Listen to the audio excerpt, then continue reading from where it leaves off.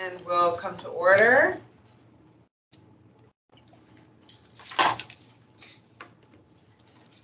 Good evening, everyone.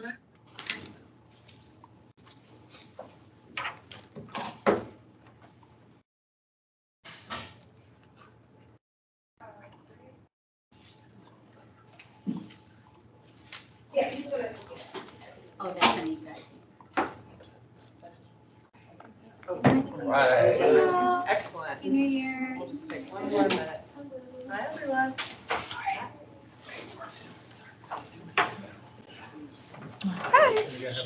Put another one right here.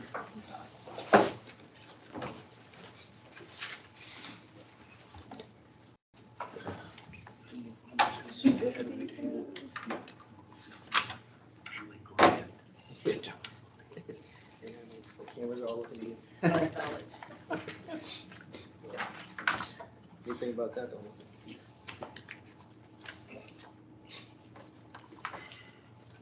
Sorry, everyone. Give me 1 second.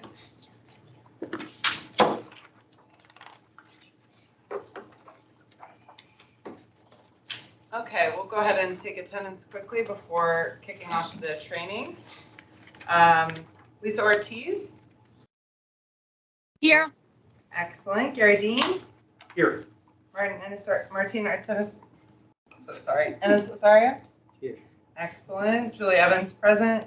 Anika Montgomery. Here. David Smith. Here. Charles McCullough.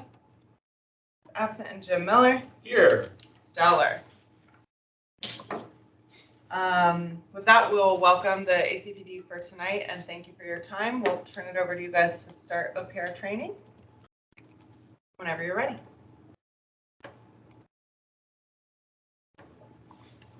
All right, so this is us rounding out the training sequence for ACPD. This is the first of 3-part series to what we'll be presenting as Office of Professional Responsibility. So one of the things I want to remind you that this is by no means indicative to inserting where the IPA and the COB will be inclusive in this. This is letting you know, it's informative to let you know what we're doing now, which all other trainings that we've done have done that. I know it's been a while since we've been together for this, so I just want to make sure we understand that this is what we are currently in our current process in the midst of administrative investigations and things of that nature of how that's handled. Okay.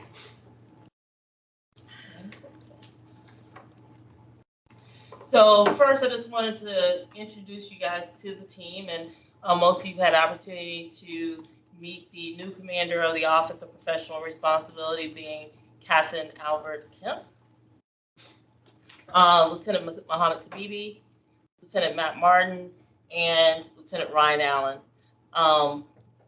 Just want everybody to know who they are. When you refer back to it, you'll have a little face to go along with it there for them. They had no idea that that was going to be on there, but that's the way we roll, right? So to give you a little bit of an overview of the Office of Professional Responsibility, you may also know this as internal affairs in terms of TV and things of that nature. What internal affairs is to the police department, it's a component within the Office of Professional Responsibility because there are a lot of other things that this office does. Everyone will have an opportunity to go around and explain a portion. I just wanted to open up with that. So one of the things that we're going to talk about tonight in particular is managing complaints, administrative investigations, administrative reviews, and use of force reviews. One of the things that you may not know is that we manage the data associated to those administrative investigations and reviews. There is a repository that we have that will enlighten us on what we do in terms of consistency over discipline and things of that nature to make sure that we're being fair and consistent across the board. If you wreck a vehicle, it's your fault. That's how we make sure that we are fair and consistent to staff. That first time, assuming there's no additional egregious behavior in that first one, it's progressive in how that discipline is approached. Other responsibilities that we liaison with the county attorney's office. And I'll get a little further than that in a second, as well as the Commonwealth Attorney. Within the office, we have a legislative liaison. For us, our legislative liaison is Lieutenant Matthew Martin. One of the things that he does is he reviews pending and new legislation, and he forms that out to other subject matter experts in the department to opine and provide review to pending legislation. This is legislation season, and I think today he has burned our inbox down with at least 30 new pieces of things for command staff and other subject matter experts to review. Some may be a little redundant depending on what's in the House and the Senate bills that are being proposed, and we provide our comments of support or not, and provide reasons for our belief into that system. Also, we have a responsibility to introduce new legislation. And I'm going to let Matt throw this curveball at Matt and let him talk about this in particular, because this is the one that you may have actually seen in All Now and throughout the region specifically is the swatting bill. But I'll let Matt talk about it because there are a couple of bills attached to it, but there is a version that Arlington County is sponsoring, and that version, Matt had a significant hand in the introduction and actually writing the majority and the sentiments associated with it. So this is just an insight into, I'm sure you're all generally familiar with how laws get passed, but what happens when there's something that we're interested in introducing. So you all may remember that in February there was a swatting incident at Yorktown High School, and in that incident, what the investigation determined was that the suspect in that case did not. Does everybody understand what swatting is? It's when you call in a very serious violent crime in action, in progress, that is not real, and you do it to someone or a location that you want the police to go out in full force, usually with a SWAT team, and that's why it's called swatting. It originated in the online gaming community about 20 years ago when someone would lose a game or lose a bet, or someone wouldn't pay off on a bet. They would figure out where that person lives and call in and say that there's someone's murdering their family inside, and hope that the police rushed out there. So it can be very dangerous. Two people have been confirmed to have died as a result of swatting incidents nationwide. It's a very, very potentially violent and dangerous activity to be engaged in. In this case, the suspect did not call the police directly, but instead called an administrator at the school and said, I'm essentially in the school holding people at gunpoint. I'm going to start killing them. And when our detectives investigated that, they realized that there's no state law right now prohibiting that indirect swatting call. So if I call you and tell you that something terrible is happening, and as a result you rely on that information, you call 911, I, as the originator of that, am not committing a crime in Virginia. That's a gap in Virginia law right now. And in fact, Virginia does not have a swatting specific law. They have a law about making a false report to the police. And so if you do it directly, that it would fall under that, but it's a misdemeanor, and there's no bump up if, God forbid, somebody's injured or killed as a result of these actions. And it was clearly designed to address people who just report stuff to the police that didn't actually happen versus a directed effort to try to hurt somebody by sending the police to their house.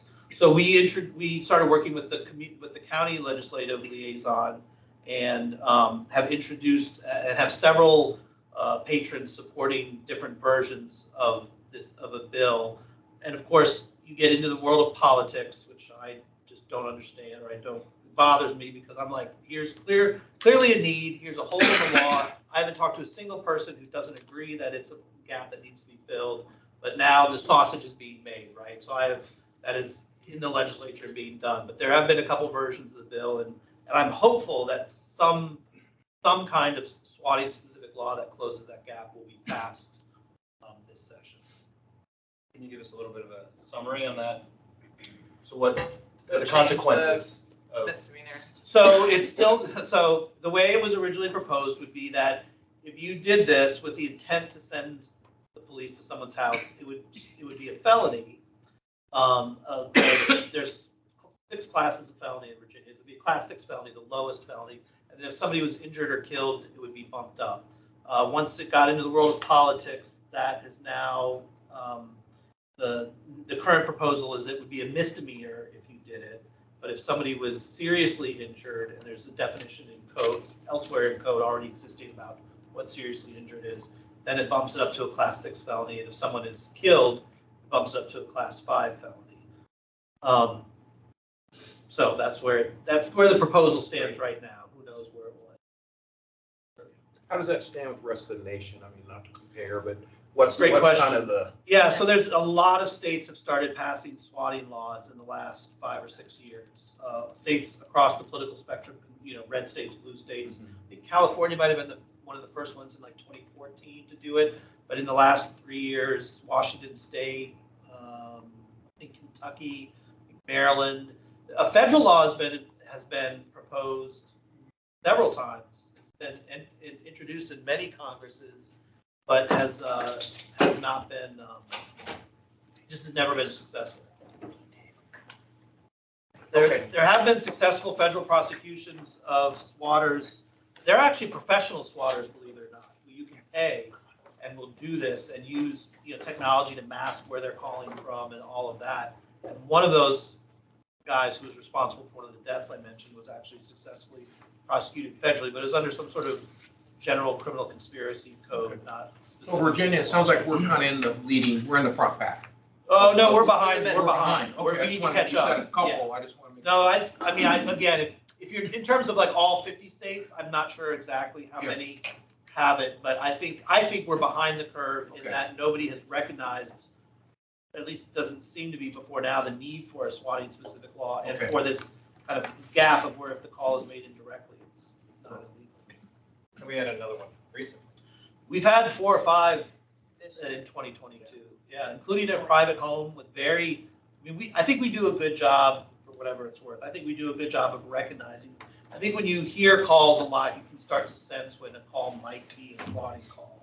When somebody calls and says, "I've just killed, both of my kids, and I'm about to kill my wife and then kill myself," that certainly could happen, but that is a very, very extreme report. And I would say that in probably all of our experience, the people who actually do that don't tend to call in the middle of it and say they're doing it.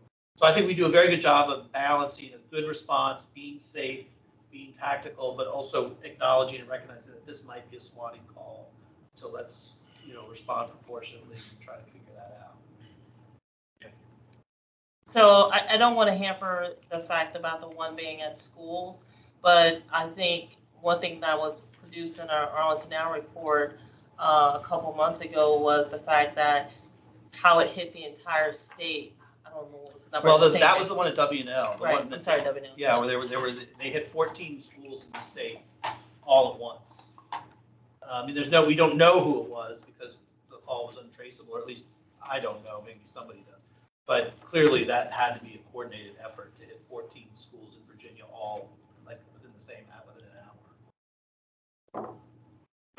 So I think one of the things in regards to our biggest concern, as well as the safety of the community in the midst of this, was recognize, identify how many resources that we're using and where those resources are coming from.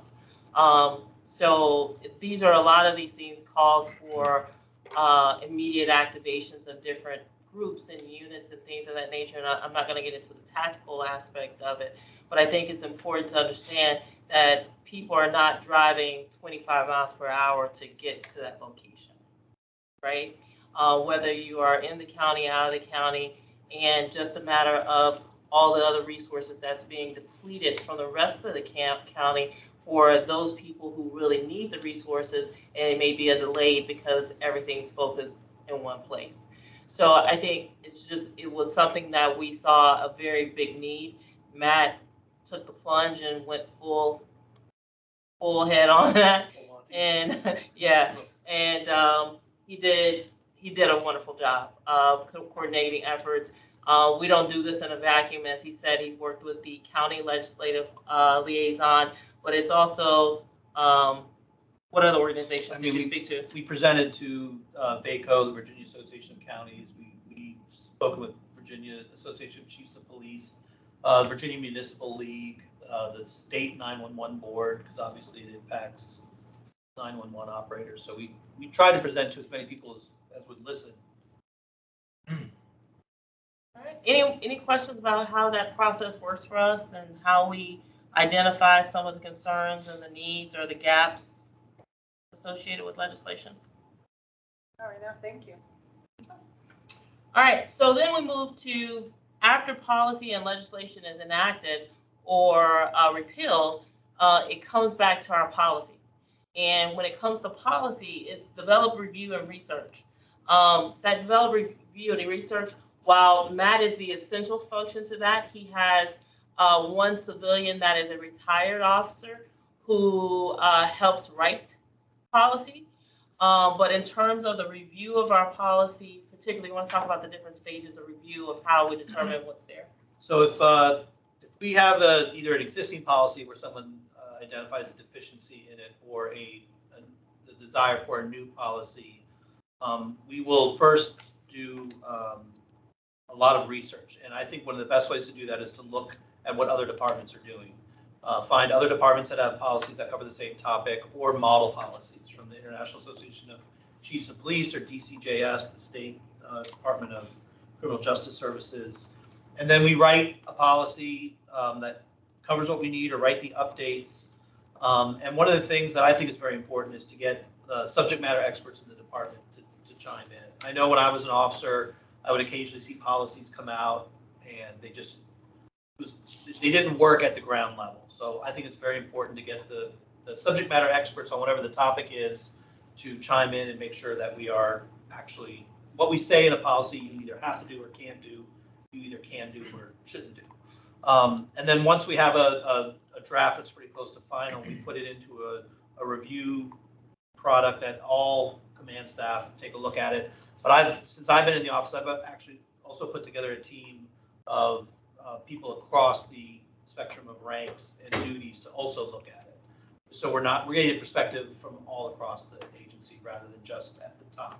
And once that is reviewed and whatever changes are or aren't incorporated, then the final eyes are the chief of police. And then once Chief Penn approves it, it's published. If it's a minor change, we have software that pushes it out and everybody signs off on it. If it's a significant change, then we couple it with training. So we'll go to the training unit and figure out what the best way is to train this and make sure that we're letting everybody know what the new policy is or what the updated policy is.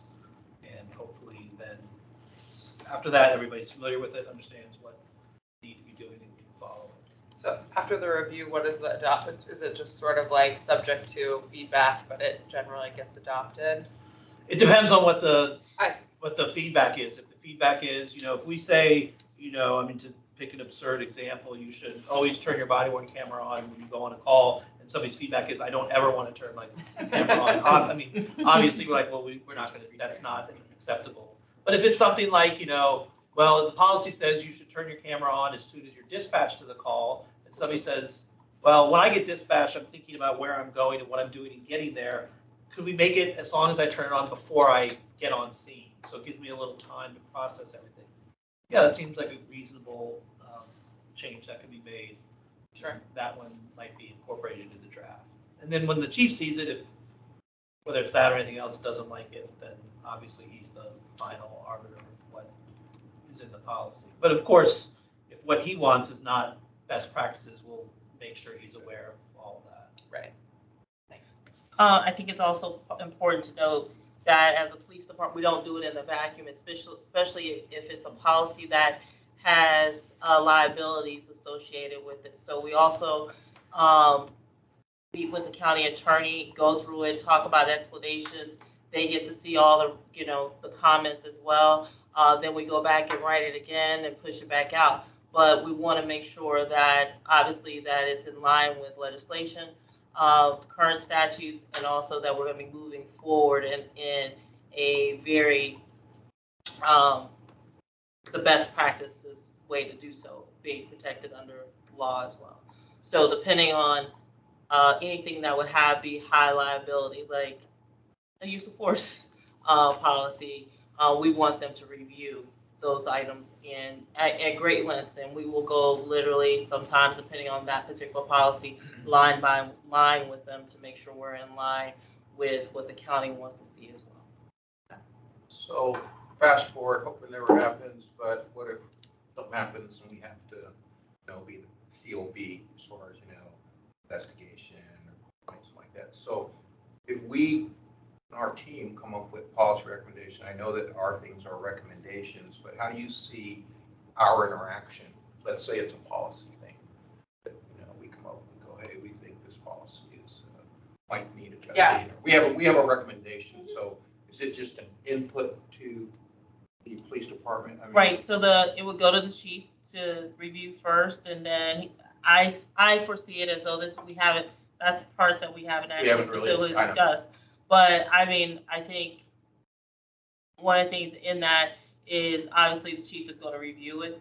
He would then send it to the Office of Professional Responsibility and say, hey, check and see if there are any other departments that this may be their practice, and what have they found from this practice? Is this something that has not proved to be well, or is there ways that we can improve it? And it may be, and we've done this several times, is we'll go back and review best practices, because best practices is an evolving thing, right? So we'll go back to a policy. Generally, our policies are probably reviewed over recent periods of times, but specifically when legislation, we compare new legislation with our policies to see where we need to update for sure before the piece of statute is enacted. So once we know those are things on the table for, say, July 1st being effective, then we'll review all the policies and gather all those that need to be reviewed for such a time as will be coming up. Okay, so our thing here, again, I'm not the expert on ordinance and stuff, but it sounds like from us, the chair taking our stuff to the chief, Yes. and then the chief to you. Okay, that's what I wanted to do. Yep, and that's consistent with the ordinance as well. Yes, thank you. I'm sorry, Martin. So how is it typically determined whether like a new policy requires like training or just to be signed off? I mean, it's a somewhat subjective judgment on just, how much of it is a change from what we're doing now. So if it's a relatively minor change where it's, you used to put your reports in the box on the left, now we want you to put your reports in the box on the right. I mean, that's a simple change, and that, with some signage, which Deputy Chief Chamberlain loves it when we put signs up on the walls telling people what to do. But that would be a minor change if, for example, we were to change substantially our body-worn camera policy about when to activate it, when you can turn it off, when you can mute it, and we had a widespread changes that were going to be a significant difference in how officers kind of live their day-to-day lives. That's one that would need to be trained. But there's nothing written down, or it's somewhat of just a judgment call on, is this something that you think people can absorb relatively easily, or is it something they need to be taught how to do? It's that whole thing with muscle memory. Like we've pretty almost probably been trained to brush our teeth, right? So, and that's one thing that we talk about constantly, and things that we do, and being intentional about it, is that if it's something that's built into muscle memory, is how I see it, and we need to change that behavior that's when you need the training, because it's something that you need to be intentional about the change that we're going forth with. The other one would obviously just be anything that's high liability, right? So if it's something that carries with it significant liability, if you either don't do it the way you should, or do it wrong, either way, then that's something obviously we're going to train to. Thank you. Any other questions about that policy? All right. So the next thing, and I feel like I'm picking on Matt, but I'm reading it too, and I'm like, is accreditation. The department changed from CALEA, which is more of a national standard, to VALEPSI, which is the Virginia standard, in who we are accredited by. What that means is that we've got to show not evidence to just our policy, but to the requirements of VALEPSI, that these are the things we do, and this is how we do it, and they verify that we say we do what we have in our policy and procedures to do, and or the standards that are established by the accrediting organization. And then I'll let Matt explain the process. This is also one of my duties. The VALEPSI has roughly 150 standards, let's say, that any department that wants to be accredited has to meet. And each standard has, on average, probably 4 or 5 subpoints. So there's 400 or 500 points of best practices that if we want to be accredited, we need to do that and then show that we're doing it. The way the accreditation works, and we were first accredited by VLEPSI in 2019, is there's an initial on-site where they come on, you gather together all your, what are called proofs that show that you're doing each of these points. And they came on-site, and it's a 2.5-day on-site visit, and that's your initial accreditation, and then it's a 4-year cycle after that. So for the first 3 years after you're on-site, it's self-accreditation. So we gather all the proofs like we do it in a regular year, and then we fill out a form essentially saying, yes, we have checked and we are doing everything we say we're doing. And then on the 4th year, they actually come for an on-site, and our on-site is actually in June of this year. So we're in our 4th year, and in mid-June, we're gonna have a team come out, and they will look at all for the past 4 years, even though we've been self-accrediting, self-checking for the prior 3 years. They don't just look at this past year, they look at all 4 years and make sure we do what we say we're doing. So, for example, one of the standards is that an officer will inspect a interview room before they put a suspect in it, and then after they take the suspect out. So that's to make sure there's no contraband in there before and no contraband left behind. So we have a policy that says you have to do it. That's one aspect of proving it, but then you have to show proof that you're actually doing it. So it could be a video. So let's say the officer turns on the video that's in the interrogation rooms, and it captures that officer inspecting the room before, and then we could fast forward to the end and shows him inspecting it after. That would be one way to prove it. We could also prove it by submitting a report where the officer writes in the report, I inspected the room before I put Mr. or Ms. So-and-so in, and I inspected it after and nothing was found. So those are just quick examples of some ways that you can prove that you are actually doing what the standards ask of you. And once the team is on site and does the on-site and files a report, then the commission votes on whether or not we retain our accreditation. That usually happens roughly 2 to 4 months after the on-site visit. What was the reason that, I'm sorry, what was the reason for switching from the national body to the VA body? I mean, I think CALEA has many more standards than VLEPSI does. It's very intense. It's very time-consuming and resource-consuming. And I wasn't directly involved in that decision. But my understanding was you almost need a full-time team of like 2 or 3 people all the time to be able to keep up with it. It's not something where you can just catch up later. I think that's why we stopped doing it. And we were unaccredited actually for 3 or 4 years. Yeah. It was a while that we were unaccredited. And then we made the decision to do the state accreditation. Yeah, one of the things with CALEA, it really is about having that procedure or having that practice and making that point. And I think one of the things was, the time consumption and the number of people that you would really need to be working on it on a continuous basis. Is it mostly for larger, Yeah. like bigger city police forces kind of thing?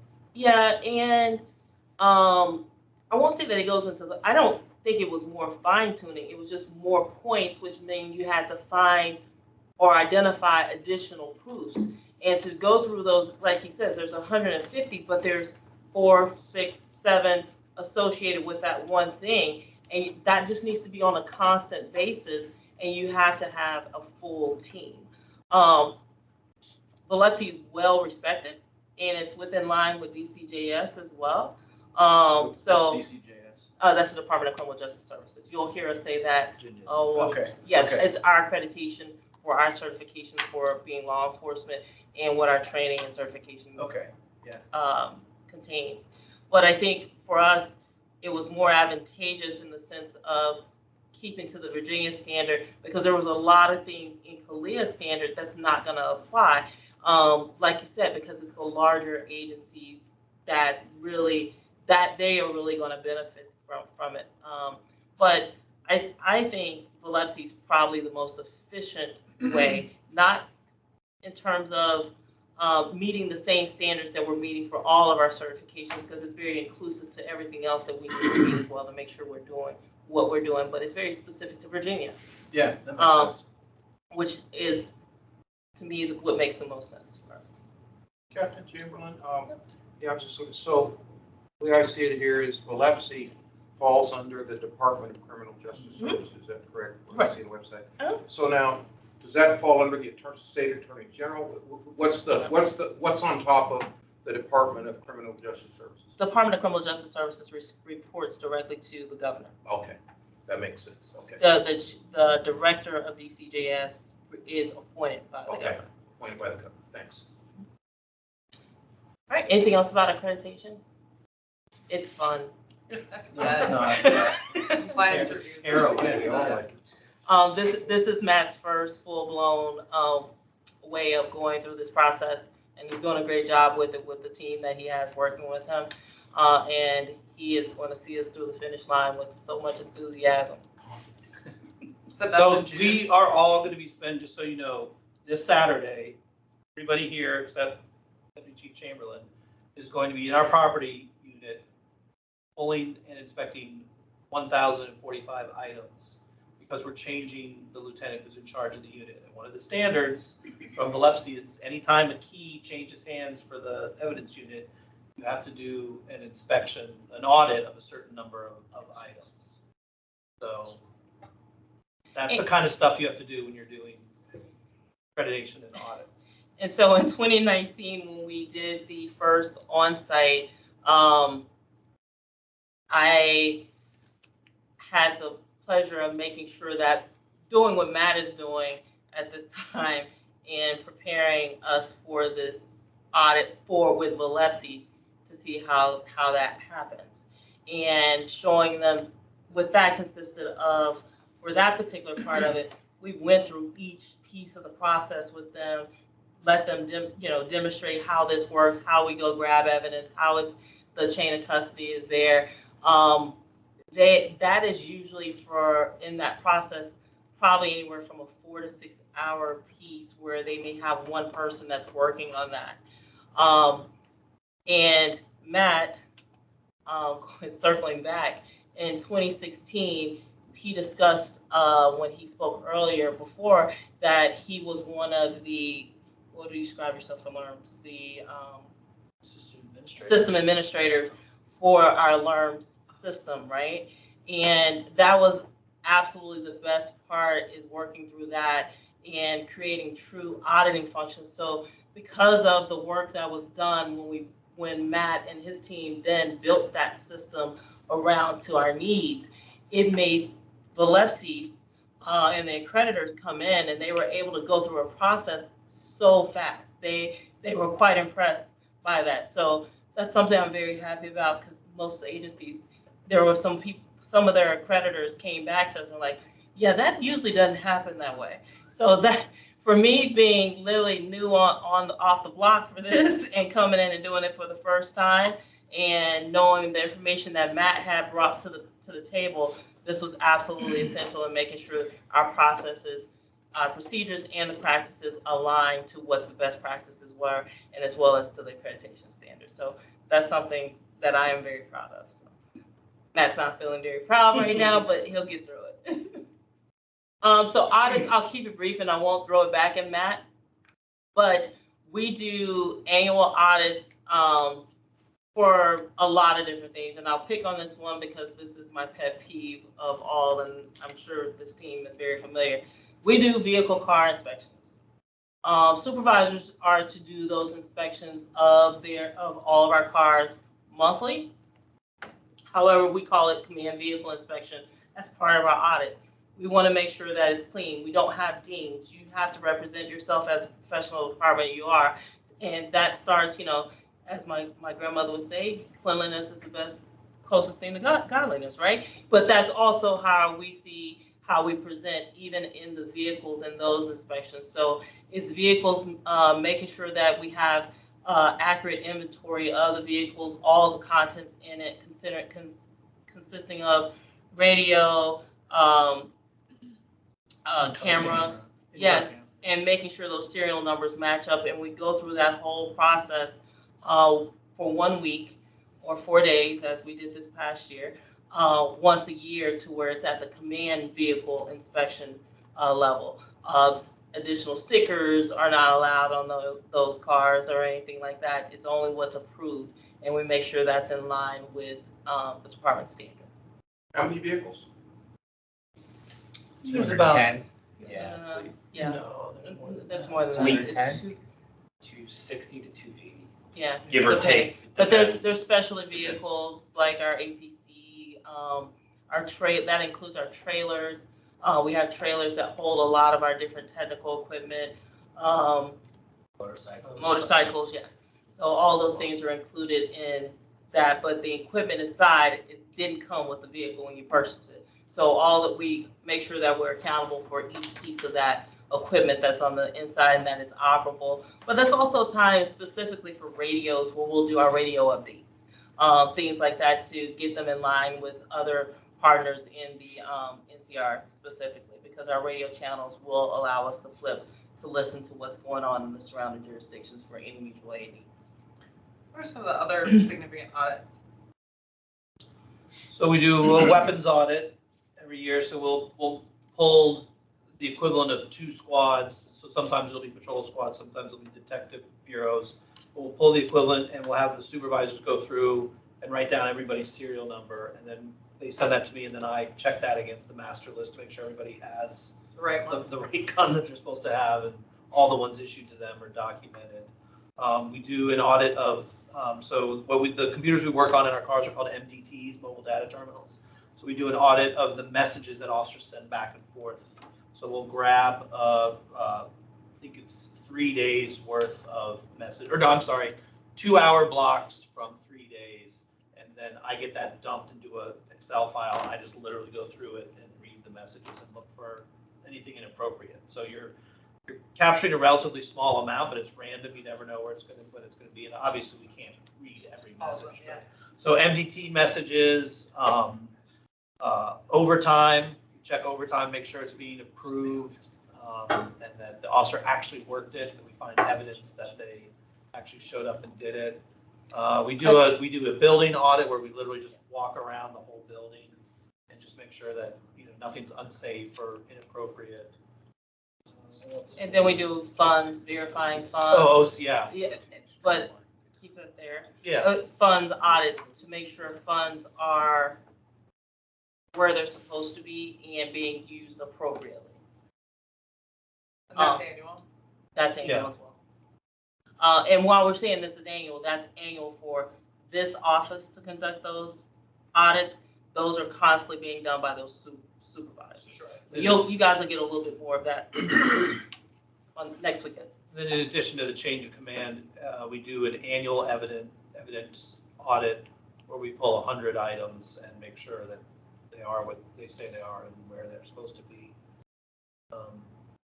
Is 1,000 roughly like representative of what?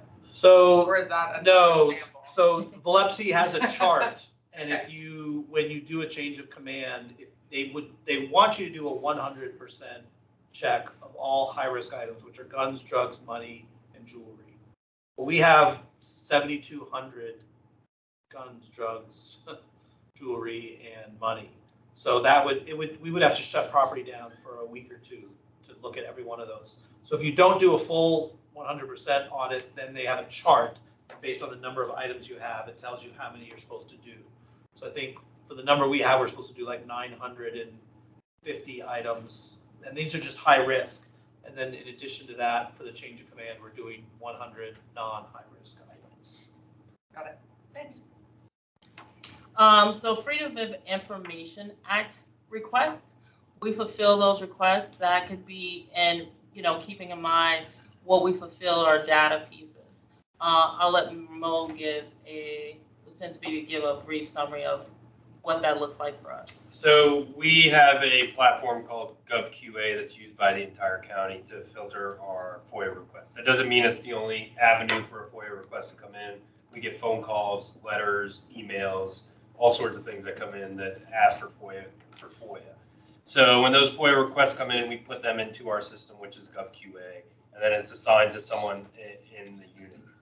Those could be anything from, like, one of the most common ones is body-worn camera footage for vehicle accidents. We get a lot of FOIAs because we have attorneys representing their clients, and they want the entire accident file and body-worn camera. So if Lieutenant Allen is assigned to that FOIA, He then goes through, looks at the entire file, which could be the citation, the accident report, the computer-aided dispatch printout, and makes the necessary redactions. What are necessary redactions? Well, it depends on what the file is. It could be personal identifying information, medical information, witness information, things like date of birth, phone calls, etc.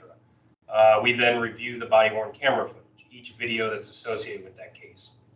We do a search in evidence.com to make sure the videos are properly labeled. We have all the videos that are part of that case, and then we go through each video and we make the necessary redactions. Same thing, personal identifying information.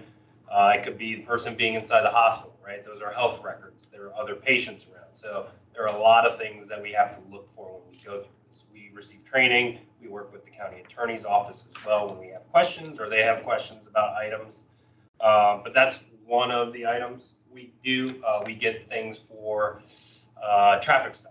Sometimes people want it for court. We get discovery motions from defense attorneys for DIP cases, like drunk in public cases, or anything that the Commonwealth attorney is not handling. We process all of those guardian ad litem orders. So anything for juvenile domestic relations court, we get a lot of attorneys that ask us for entire files. All those are processed. We look at each case individually, determine what the best course of action is based upon our standards and policies, review it, and then we release that information. All of that is tracked. All the information we release, we track in GovQA or in our internal servers, depending on the type of request it is. And then if we send out any video as well, that video is also tracked in our internal system at evidence.com with an audit trail as to when and where it went and who it went to. We average, so I came on about 2 years ago. When I came on in 2021, the average for 2021 for FOIAs was about a little under 700, I think. Last year it went up about 100, 150, so we're in the 800s, and this year we reached, I think, just a little over 900. That's just FOIAs. So then we also handle subpoenas, so witness subpoenas, subpoena ducis tecum, discovery motions, and several like gall orders. So all in all, we handle probably about 1,000 on average now per year between myself, Lieutenant Allen, Captain Kim, Lieutenant Martin, and then we have a project manager named Melissa Dale who helps us out as well. Any questions about FOIA or anything like that? And we really do, our office does it because of the knowledge base we have, the access we have, but we also have an overall view of the department and what's going on in the department. So there are important things that need to be considered when we're looking at files, whether files, investigations are open, whether they're going to conflict with people's privacy. There are a lot of things to be taken into account, and that's why our office handles it. So in our initial training, I know the county has a FOIA office, correct? Yes, sir. So, and I think I heard you say, hey, if there's a question, or something, you can go up there. Is there any other role they have with you guys? FOIA is managed by the county attorney's office. Yeah. So Right. we had that briefing, but Right. so interaction with you guys? It's constant. Yeah, That's what I said. Yes. So, So if we have a FOIA that we require some type of legal expertise, they are obviously the experts when it comes to those laws. They have people, attorneys specifically dedicated to FOIA. And that's for the entire county. It's not just for the police department. Our FOIAs are a little more complex because of the nature of the issues we're dealing with. There's a lot of things, juveniles, privacy issues and things. Whereas when you have the other county offices, it's more data driven, right? Yeah. Contracts, numbers, that kind of thing. We have more personal information and privacy concerns. So that's why we do reach out to them from time to time. So yeah. And the other thing that we have is active investigations. So that's also very important, and verifying the person who is requesting the information is who they say they are. Because specifically now with the FOIA laws, it's very specific on who can receive those responses with that piece of information, especially related to your domestic relations type of cases, as well as juvenile related information as well. That's changed over the last 3 years. It's changed multiple times. We've gone from being restrictive, less restrictive, restrictive. It's gone across the entire spectrum. So we've had to adapt pretty quick when dealing with issues. A lot of work. Unfortunately. All right, any question in relation to anything else that we have on this part? So, good evening, everyone. Let me just take a quick second to reintroduce myself because there was a couple people that I didn't get a chance to meet. My name is Albert Kim. I'm a captain here at the Arlington Police Department. I've been here for about 22 years.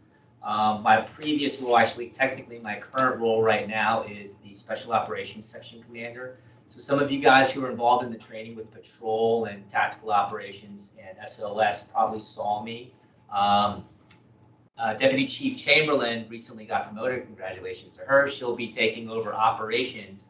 And because that created a void, a vacancy here, they're going to move me out of SOS and then put me here into the Office of Professional Responsibility. I'm excited. I'm eager. I'm looking forward to working with all of you. And this is a learning experience for me as well. I'm very familiar with the quality of work of these three lieutenants. I'll tell you this is that the department makes a concerted effort to select the best lieutenants in the agency and then assign them to this section because of the important nature that it plays with just creating all of these things that we've been discussing over the last hour or so. Because as we go into this mission statement and as I was reading it, you can see what's up there. So the first part is influencing, establishing sound regulations and policies. So Matt, Lieutenant Martin kind of explained his process to create policy, but why that's so important is that is the playbook that the officer is going to use when they're handling the incident. They're going to look at that policy, and that policy is going to drive their action. So if it's, hey, I just see a vehicle, it's not stopping, can I chase it or not? That policy is going to drive that. This individual is doing this at this type of domestic incident. What should I do? What can I do? Policy drives that. Body-worn cameras, and we talked about that. What's the difference? I think, Martin, you asked, how do we decide between whether or not we're going to train someone on a policy or whether we're just going to push a policy out? Well, when body-worn cameras came out, that is a brand new technology that none of us were exposed to. So that policy is extensive. It's really long, but that requires extensive training too, because we need to make sure that our officers understand when they're supposed to turn it on, when they have to turn it on, and then how to download and collect that data. So those types of things, technology things, like when the TASER came out years ago, that was a training thing, right? We had an extensive policy about TASER. That had to be accompanied by training. We're not just going to hand you the TASER and say, hey, read this policy. It explains everything you should do. That doesn't make any sense. This is a new tool. This is a new piece of technology. There needs to be some training with that. So thankfully, we have a very sharp team here who designs all those policies and understands what they need to do with that. So that's part one. Part two is ensuring integrity between the police department's actions and our governing laws, regulations, policies, and professional standards. Okay, well, that is a very fancy way of saying, was the officer's action in compliance with the law, the policy, and our standards that we've created, the very high standards that this agency creates for itself? Those types, there are certain incidents that these guys will get into that need to be reviewed.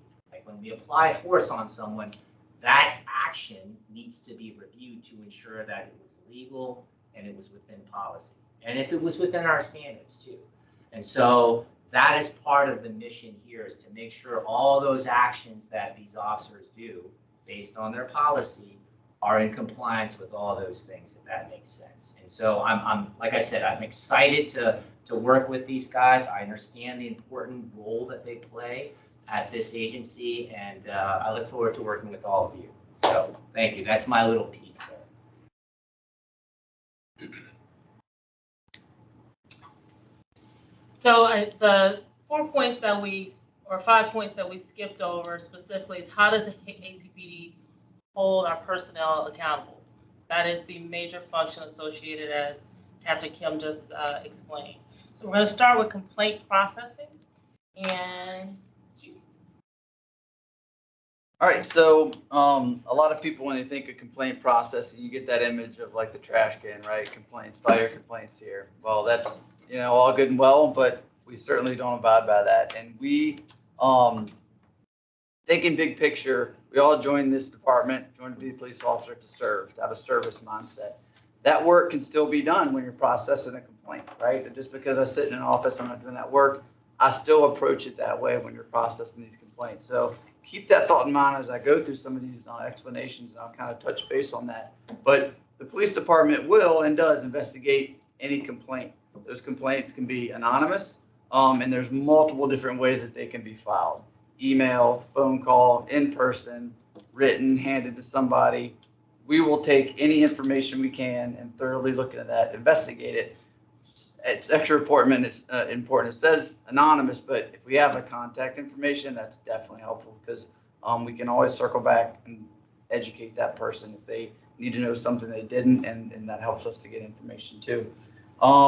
So this is good timing for this because we very recently just were able to open up a new public complaint portal.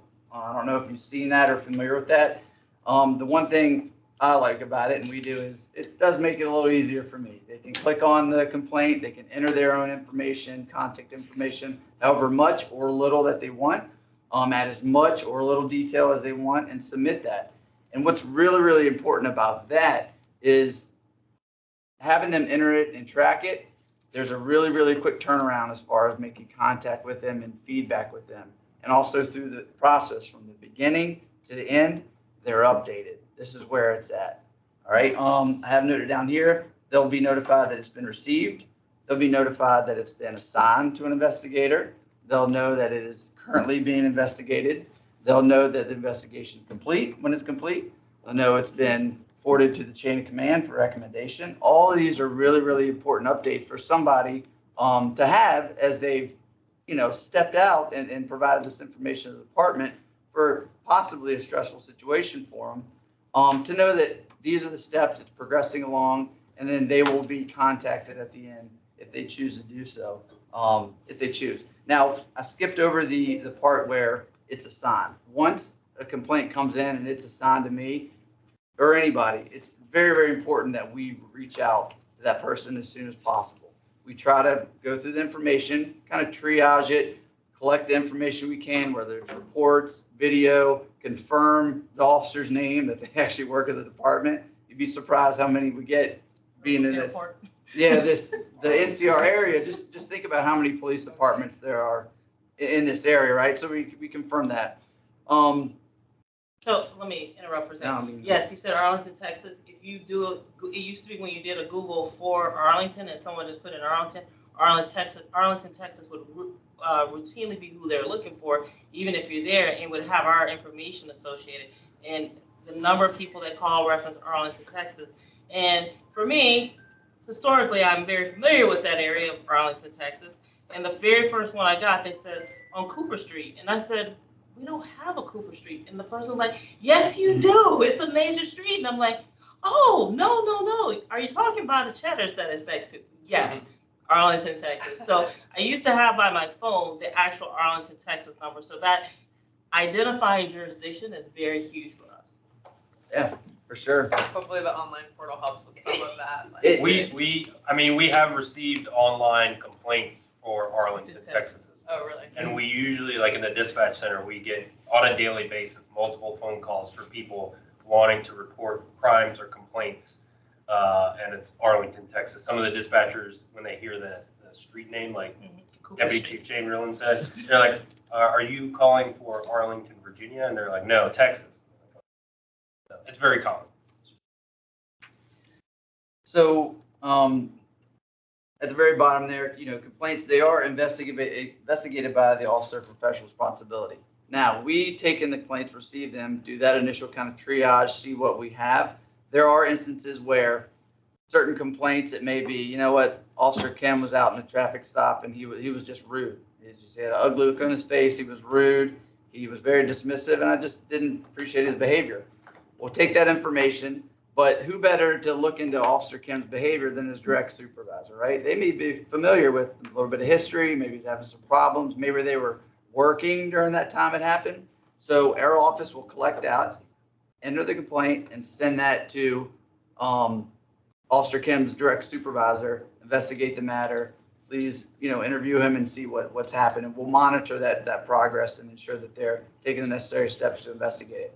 Now, these are for minor violations. We call it personal contacts. You may hear that. They use a curse word. They were rude, unprofessional, kind of all-encompassing like that. Other such violations is Officer Kim on that traffic stop, he didn't activate his body-worn camera, right? He needs to do that. I'll send that to his supervisor. He'll investigate, speak with Officer Kim, and do that administrative investigation. So our office take those complaints and filter them in, and delegate them as necessary, but there are definitely a lot that we take and we handle in our house. So, because we can contact the citizen, have a little more grasp to get the information we need to process it, which is really important. If you want to click on the next one, I can. So, looking at submitting all the relevant case information, we have full access, all the reports, all video, the body-worn camera. You can't beat it. It tells the story right then and there, a lot of the story. Photos and any other citation database as far as if they wrote a ticket or something like that. We go from the beginning, fully document the investigative efforts in the summary and to show this is how the complaint came in, date and time.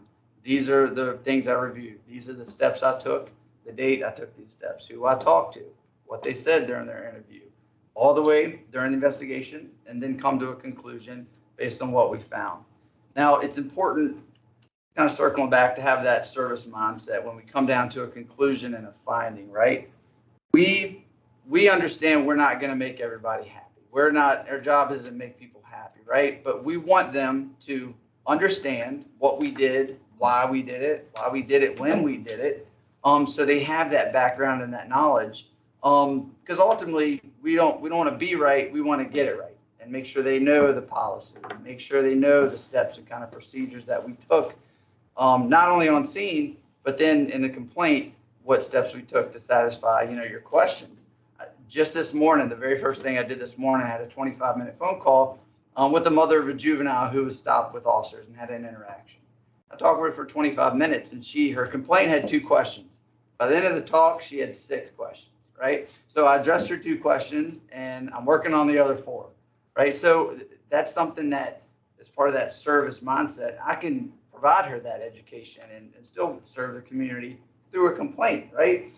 So we try to approach them that way. Not always easy, sometimes difficult, but that's just an example of, again, what happened this morning. And our officers will circle back with that person, ensure that they get their answers. And I ask her, your original complaint, I know I've answered some questions.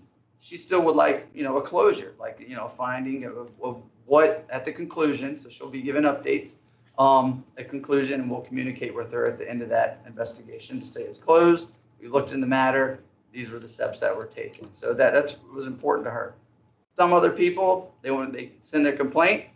We will investigate it the same way, but they don't want to be talked to anymore. And that's totally fine. We still take all the same steps. We still document, investigate, and make sure that we do a thorough job.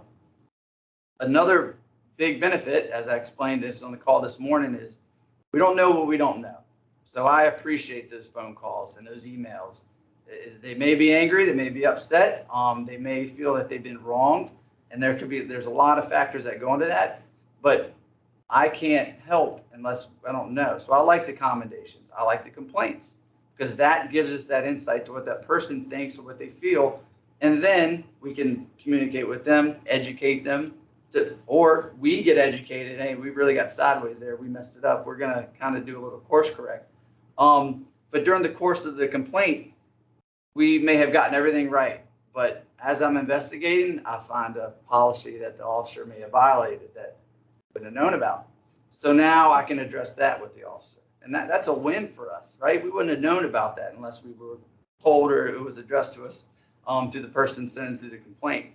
And so we take that just as serious, investigate that policy violation, ensure we follow up with the officer. If there's corrective action, discipline, we'll get into some of that later. We'll certainly get down and meet with them and make sure that they understand. And from a complaint, now we know we've addressed it with that officer. Now that officer is on their squad, and now they're setting the right example for others to see. So, I mean, it's that step trickle system, and it really spreads out. slow but sure. That's the mindset and the view that we have when we do these actions, investigations, to make sure that we do it correctly, we're fair, consistent.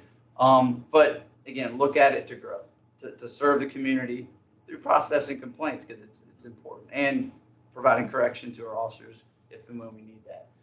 I got sideways there a little bit. I want to make sure I touch on everything. So I touched on forwarding through the chain of command for approval and findings. Our office conducts the investigation. It comes to a conclusion, and we'll talk about whether it was sustained, not sustained, exonerated, or unfounded. That investigation, the facts, then goes to the chain of command of where that officer works. Their direct supervisor, their lieutenant, their captain, the deputy chief will look at that and determine what the recommendation for discipline is. Myself, Lieutenant Martin, Lieutenant DeBeebe, we don't write what the discipline should be, right? We investigate, we find the facts, we come to a conclusion, and we present it to the chain of command so they can independently look at the investigation and then determine what the discipline will be. A little on the administrative end for complaint processing, our office assigns an IA number. So IA Pro, that's our database that we keep track of all our complaints, investigations. We complete that final review and that closure process. The closure process is making sure that in these day and age, it's data driven. We need the data to know how many complaints, how many were sustained, how many were unfounded, exonerated. So we go through that investigation and make sure it's tagged appropriately. It was within policy, not within policy. Sustained, this was the corrective action taken. They were suspended. They were suspended 4 hours. All of those data points we enter into the iPro system to make sure that investigation, when it's done, it's not done until we enter it and make sure it's tagged appropriately. So we can go back and pull that data and do that research, build reports if we need to, in order to, again, look at where we maybe need to touch up on some policy, right? So a lot of officers are kind of violating this one. Maybe it doesn't make sense. Is it not clear? Let's go back and take a look at it. We'll have a conversation. So we use all that data in iPro to better the department and office as well. I have a question. Sure. Is this like the order that happens? Do you assign the IA number at the end of the process, or do all complaints get assigned an IA number? So when you talk about an IA number, that's the complaint. So that has a CMP number. Each one of our numbers have a prefix to it. So it's the year, the CMP, or in this terms, we were referencing IA, meaning, and that's actually AI, that's actually backwards, but administrative investigation. So that tells you pretty much kind of how the source of the investigation took place. CMP references an external complaint. Administrative investigation will be something that was generated internally. Administrative review, and we'll get into all that in a few minutes, that is a review to determine whether it's in policy or not. But that's where those numbers come from. So if it begins in patrol, SOS, CID, the number is not there until it gets to OPR. Right. And then the public complaints are assigned a number at the onset. Yes. Yes, correct. What's the volume of complaints like typically annually? Last year, I believe we had 6. We average about in the 50s for citizen complaints. Administrative investigations, I think. Right about the same number. We're about 50-50 last year. So right at about 100, I believe that's off the top of my head. I will tell you that this year, in looking at the numbers, we have gone a lot higher. No particular reason why, I would say, but I think the sustained violations is pretty consistent on percentage-wise in regards to that. I was gonna ask, what do you think that is, the sustained complaints? For internal administrative investigations, I'd say pretty high. Yeah, that's high, because usually those they're born from reviews or things that are brought to a supervisor's attention. So that's really just finding out the facts. From citizen complaints, it's the opposite. So Right. Probably about 90 to 95% of those, probably more, probably right on the higher end. Are sustained Yes. of the public. So one of the things, and he touched on it briefly, are the additional things that are located maybe from that. So I didn't like the way he talked to me when he came. But when we review that video footage, we find, as Matt spoke to earlier, the person never turned on the volume to the turned on their body worn camera, or their speed as they were driving to it was unsafe. Those are, it's the little things on the outside, some of that not so little, but in that sense, like that, those are a lot of things that we find in association with the external pieces. As far as the complaint reports, is it a pretty mixed bag as far as, online website entry? I'm not talking external, online, telephone call, or what's the? How we receive them? Online and phone calls. So we have a phone number as well that they can contact, 228-4076, and ECC usually refers people as well. So it's majority phone calls and emails. Okay. We do get occasionally some write-ins, like on a complaint form. That's a very small number, but it's usually emails, like the online form, or a phone call. Okay. And coming into the station, those are few and far between as well. We don't get a lot of those. Before we go on, I just want to see, does anyone need a break for 5 Yeah, minutes? we Or can, want to we can go through that? we can, we still have a bit more to go, so we want to take 5 or 10 and that works for us. Does anyone need a break, or we want to keep going? Just want to finish this? Okay. Keep going. I do have a question real quick. In your example, you referenced the volume and the body camera being down. I was under the impression that both video and volume were tied on the body camera. No, meaning if they don't turn it on, then it's not capturing the audio. You can also mute a body camera too, and there are exceptions to when you can do that. I absolutely missed that. So then now going back to, like, for example, how the body cameras work, I remember that if I'm in proximity to somebody and then something happens where a gun is pulled, it will trigger all the cameras to come in. Not a gun. Not a gun, or something. A taser. A taser, thank you. If you activate a taser. Taser, okay. So in that So, example, then my body camera's on, and I'd have to also think, oh my goodness, I may be shouting commands and all that. Let me also turn on my volume. No, Not volume. You have to actively mute it. Yeah, you have to. That is an active action that you actively have to, and there are very few circumstances you can do that. But as you can imagine, there are circumstances when you have to mute that. Okay. So, but there are very few and far between.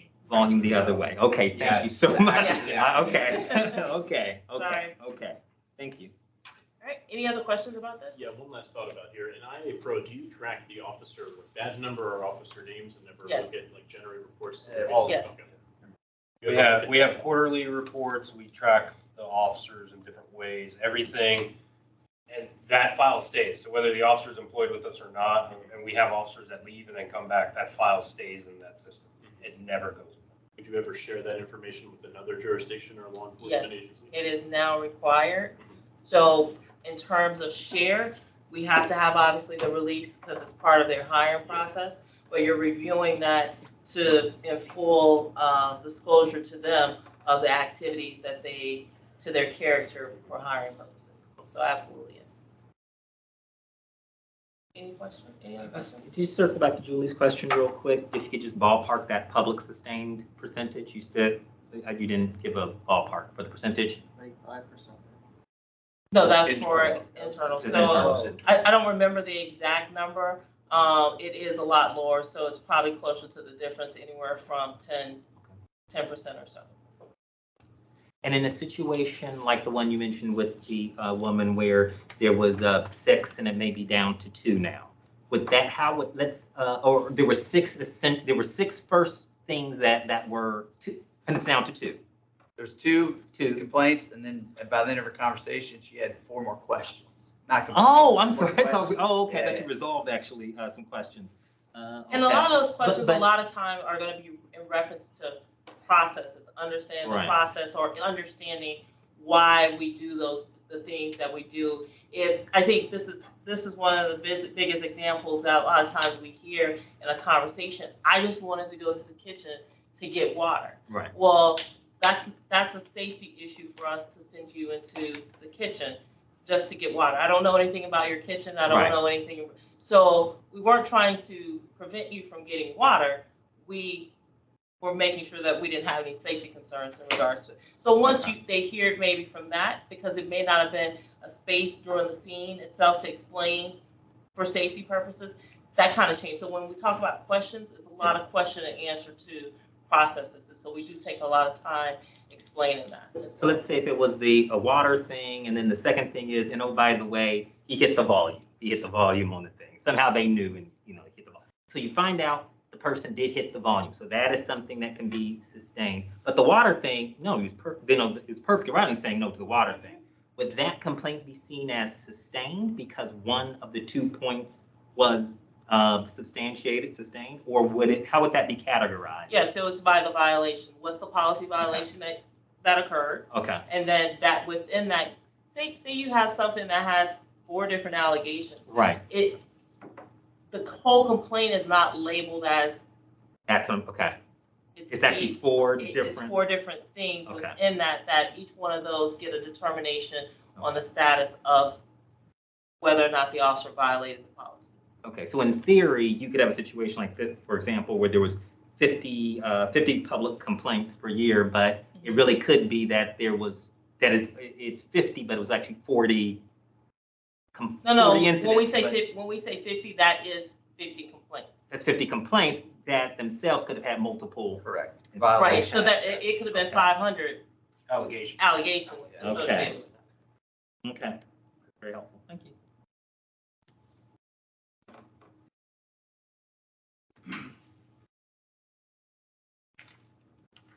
So to wrap up kind of what we're responsible for, we handle all allegations of excessive force, anything involving employee criminal activity, any type of discrimination complaint, sexual harassment, and anything as assigned by the chief of police. Sometimes we'll have an administrative investigation comes up, or we're made aware of something, and we look at it and we decide that our office will handle the complaint or handle the investigation that our office was made aware of. Touching base on the employee criminal activity, when we're made aware of that, there are a lot of steps and determinations that we have to work through. One, the criminal process takes precedence, right? So we have to allow that to begin and that investigation to go, and we'll parallel that and monitor that to take the appropriate action at the appropriate time. Every single one of them could be different and are different, and so that's just a thing to touch base as far as criminal activity. All right. So just one question. I didn't realize that you do the sexual harassment. That's all part of what your jurisdiction is too. I mean, so that might have nothing to do. Is that also public complaints, but internal complaints? Yeah, so if it's the county's policy for, say, an internal sexual harassment complaint, is that we notify the Office of Human Rights first and foremost.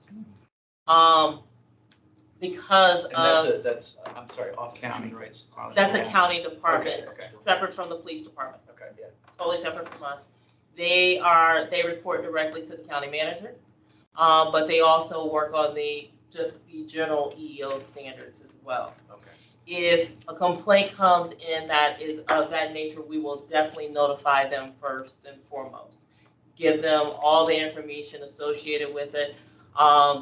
They may choose to say, we'll take, for lack of a better term, jurisdiction over that complaint, and then they will conduct that investigation. Okay. However, there have been times where they say, we'll shadow you on it, let you manage it, and we will be there after every interview or during the interview, whatever, we will follow up with you consistently, so they work in more of a collaboration.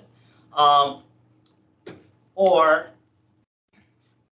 I'm gonna let you keep it, let me know where we end up, and then we will discuss where we need to go further, whether that is and I'm speaking very general, if there's something that we need to talk about at a larger group or something like that, they run that part of the process, because it is definitely a human rights issue to make sure the employee is satisfied.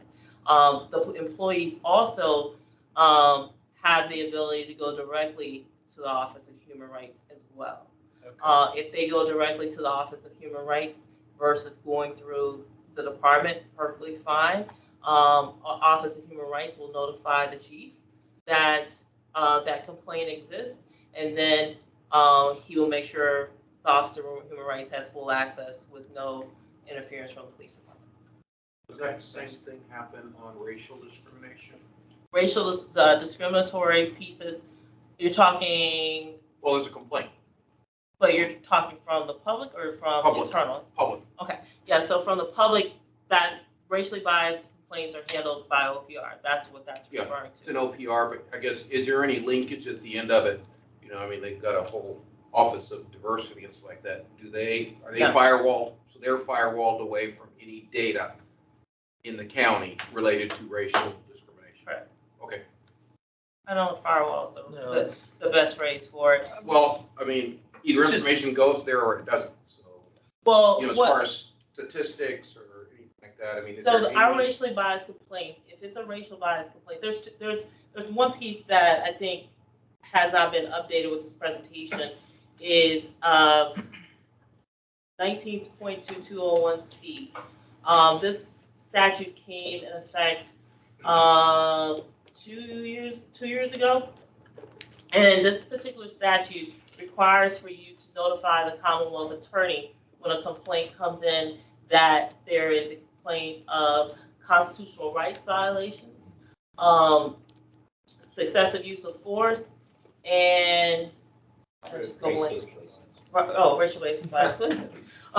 So those things we include the Commonwealth Attorney's Office on as well. They get notified of this was the complaint, and also we took it a step further than other jurisdictions in the Commonwealth when that statute happened, and we went back and reviewed each and every complaint and everyone's file for all department employees to provide a historical basis for something that we had not done before. So while the law statute was only enacted in 2 years ago, we went through that person's career and did it that way because that was what we believed to be the fair way for the Commonwealth Attorney to have a full view of that.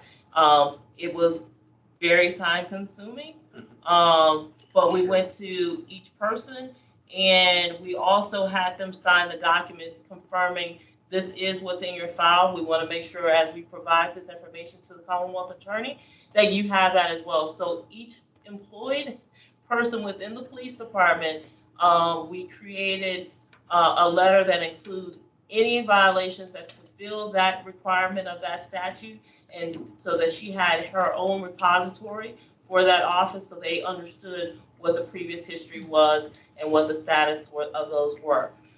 It has been times when an officer is going to be a witness for a case and they will say, I pull their history, can I see this investigation further to see further whatever is there concerning it, so they can have a better picture to see if it's something that would be required as exculpatory for them to disclose. And from that, they come down, they sit in our offices, and they review the reports as well. Okay. Another violation as part of that is integrity. So if there are any sustained violations of integrity, racial bias, or anything like that, it's a mandatory report to the Department of Criminal Justice Services. And that is part of our Brady obligation, not specific to 201C, but to Brady, that we immediately notify the Commonwealth Attorney as well, because that's part of DCJS.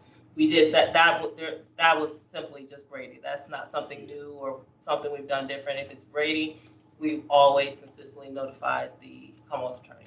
But that's another data set that's tracked. Yeah, so When there's sustained Arlington County violations. stays out of it, it's just those things up to the Commonwealth Attorney. Correct. Okay. That's good. What are the, and I had looked at one of the recent reports. I don't know if I've seen the most recent one, but I did look. But I just don't remember. I mean, what are the ways that you break down in a report, so the annual report, what the different complaints are and what their categories are? I mean, is it broken down by race-based complaint, or, I mean, I just didn't remember. The last report we did it was a lot more robust than previous years, and we have plans to extend this coming 22's 2022's report. I don't know, did we break it down this past year? Not sure. I don't recall how we broke it down or not. That was 12 months Okay, yeah, no, I hear you. ago. Sorry. Any other questions? All right. Sweet. Okay, so we're going to go over some of the things we already talked about, but just into categories. So the first one is administrative investigations. Administrative investigations, like Lieutenant Allen described, they can be anything that's born, whether it's with the Office of Professional Responsibility from something we've seen, or it's something that's born in the shift level, right? A supervisor notices something like vehicle damage or something of that nature. There is then a process, allegations are put before the officer, they're given their rights, they're interviewed, and all the items associated with that are reviewed. They create it and generate it in our internal system through IA Pro, which is called Blue Team. And that's where everything's generated. They put everything in there. You can add files, attachments, videos, you name it, it can all be put in there. So the supervisor investigates it. They do their due diligence, they do their interviews, they review all the investigative files, they put that into an investigation, and then they forward it through the chain of command. So the chain of command for patrol level would be the sergeant, the lieutenant, the captain of that patrol shift, and then it goes up to the deputy chief with the deputy chief chamberlain. Once it gets to deputy chief chamberlain, along each facet of that review, that supervisor looks at it and sees if everything's complete, if everything matches what's there, whether that's the case report, the body-worn camera video, the facts of the case, what's in the interviews, etc. Everything's evaluated by each part of that chain of command. Once it's complete through the chain of command and the deputy chief has reviewed it, it comes to us in OPR. We then assign it a number, we review it, make sure everything's there, it's complete, the facts are accurate, and it goes through. Some of the most common administrative investigations we have, vehicle accidents, as you can imagine, officers are in cars, a majority of their shift, they're bound to get in an accident, so that's one of the most common ones. What we call DEMS violations, digital evidence management, body-worn camera or in-car camera videos. Whether that's not activating it in time, muting it, sometimes because where the button is and it's on the vest, it's next to other things, sometimes it can mute. All sorts of things with cameras, everything from off-duty violations. So we do audits of telestaff, which is our internal tracking mechanism for time. If an officer has gone over hours or worked too many days, that's a violation of policy. That would be an administrative investigation. Missing court, that's another type of administrative investigation, and it happens occasionally. So those are our most common administrative investigations. Does anyone have any questions about that? Sort of adjacent, what is a good example of why you would need to mute body camera? So you have personal conversations that are outside of the scope of what's going on, or those personal conversations have some type of tactical or privacy concerns of a victim. There are juveniles sometimes involved, so things of that nature. That's one that could be had. Or you're talking to a witness and there's identifying information or something that witness could be identified by.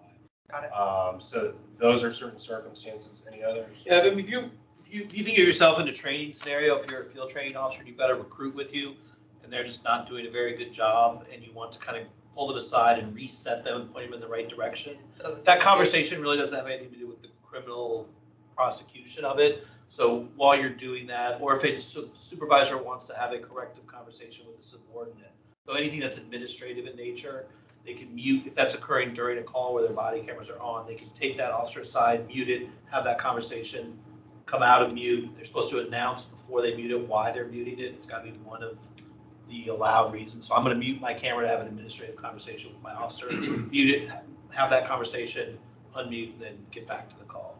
Got it. Thank you. Yeah, and when they mute, they also have to make, like Lieutenant Martin said, the notification, put in their report.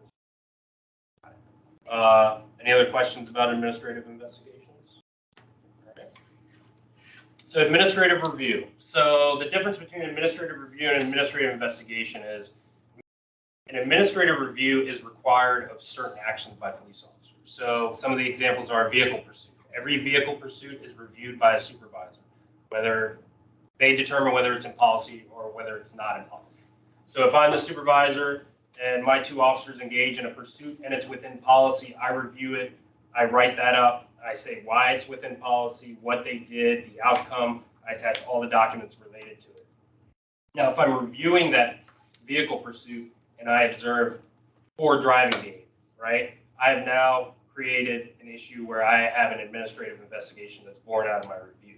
And the reviews are done, that's one of the reasons why we do it, right? Because we want to make sure that the officers, they may be within policy on the radio, they're following for a violent felony that just occurred, but we want to make sure that their actions are still within policy and within law. And so that's why we review those high stressful incidents. Another one would be foot pursuits. We review every foot pursuit, okay? So when an officer marks out foot pursuit and the supervisor hears it, it's up to the supervisor to determine whether it falls within policy on the radio to stop it or to let it go. And if it does continue, they then review that after the action is done. Same thing, review all the body worn camera video, the reports. They got to interview the officers, find out the circumstances, etc. It's all documented in that. Another one would be deer euthanization, to make sure that they followed all the policies, right? Have they notified a supervisor? Why were they there? Was it safe to do so? So there are a lot of things that go in. Was it properly documented? Forced entries into locations. So an example would be, we get a call for someone who hasn't, from a loved one that says they haven't heard from their family member in 2 months. They have a history of medical conditions. You get there. This is an easy one. You see the person passed out through the window on the floor. It looks like they need medical attention. You force entry with fire department to render medical aid, right? We still review that. We make sure that everything's within policy. They follow policy and procedure. All of those reviews go through the chain of command, same as they would for an administrative investigation.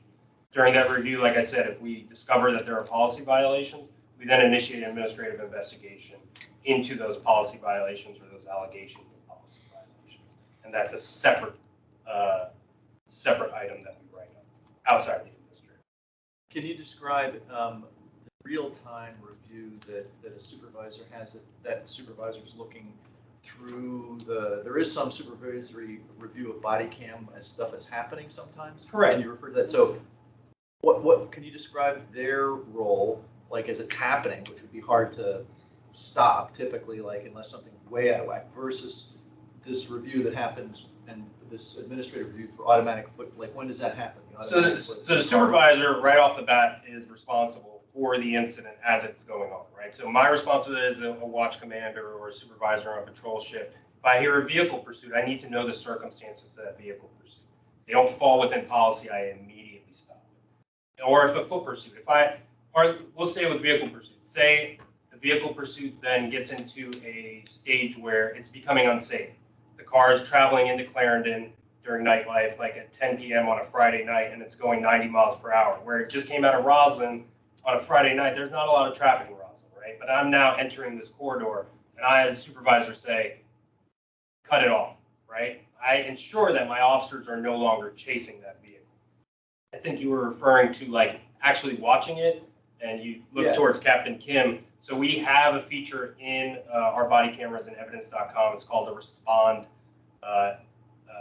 section, and we can actually monitor an in-car camera or a body-worn camera as it's on and it's recording.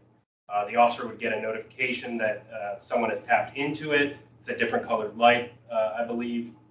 And that's another way we can monitor it. And those supervisors on patrol have started doing that with vehicle pursuits, where they can actually see what's going on. And they can observe the traffic conditions instead of just relying on the officers, right? It's another set of eyes to make those decisions. So that would be the initial, that's my responsibility. I need to stop it or I'm going to allow it, whether it's foot pursuit, vehicle pursuit. But then afterwards, I have to make sure that people responding to the vehicle pursuit, to the foot pursuit, the officer's actions during and after the apprehension of the person or during their investigation all fall within policy. Because they're high stressful situations. I'm sorry.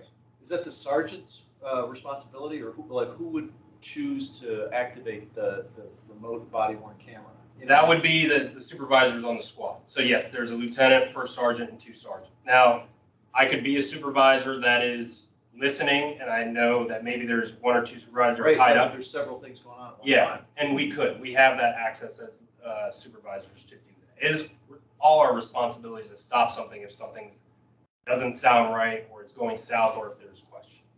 I would say the times that I have used it and have seen it used is when an officer is basically screaming for help on the radio. And it's before the body worn camera system and that respond feature, you were just kind of sit there, just holding your breath, praying that the officer was okay. You know, because they're fighting with someone, they can't get to the radio. ECC is trying to ask them to pipe up, hey, are you okay? Are you okay? And you just have no idea until that second officer responds. It is an invaluable feature for that. So I can tap into that camera and see, is this person okay? Or do I need to tell officers, hey, this person just pulled out a gun, or now this bad guy has the officer's gun. Please be careful. So I've seen it in fights before where the officer's just not responding to the radio because they are basically just completely engaged with the suspect trying to fend them off. So. Yeah, and it also has real-time GPS as well. So when we pull up the respond part of the app, we can see exactly where the officer is. Thanks.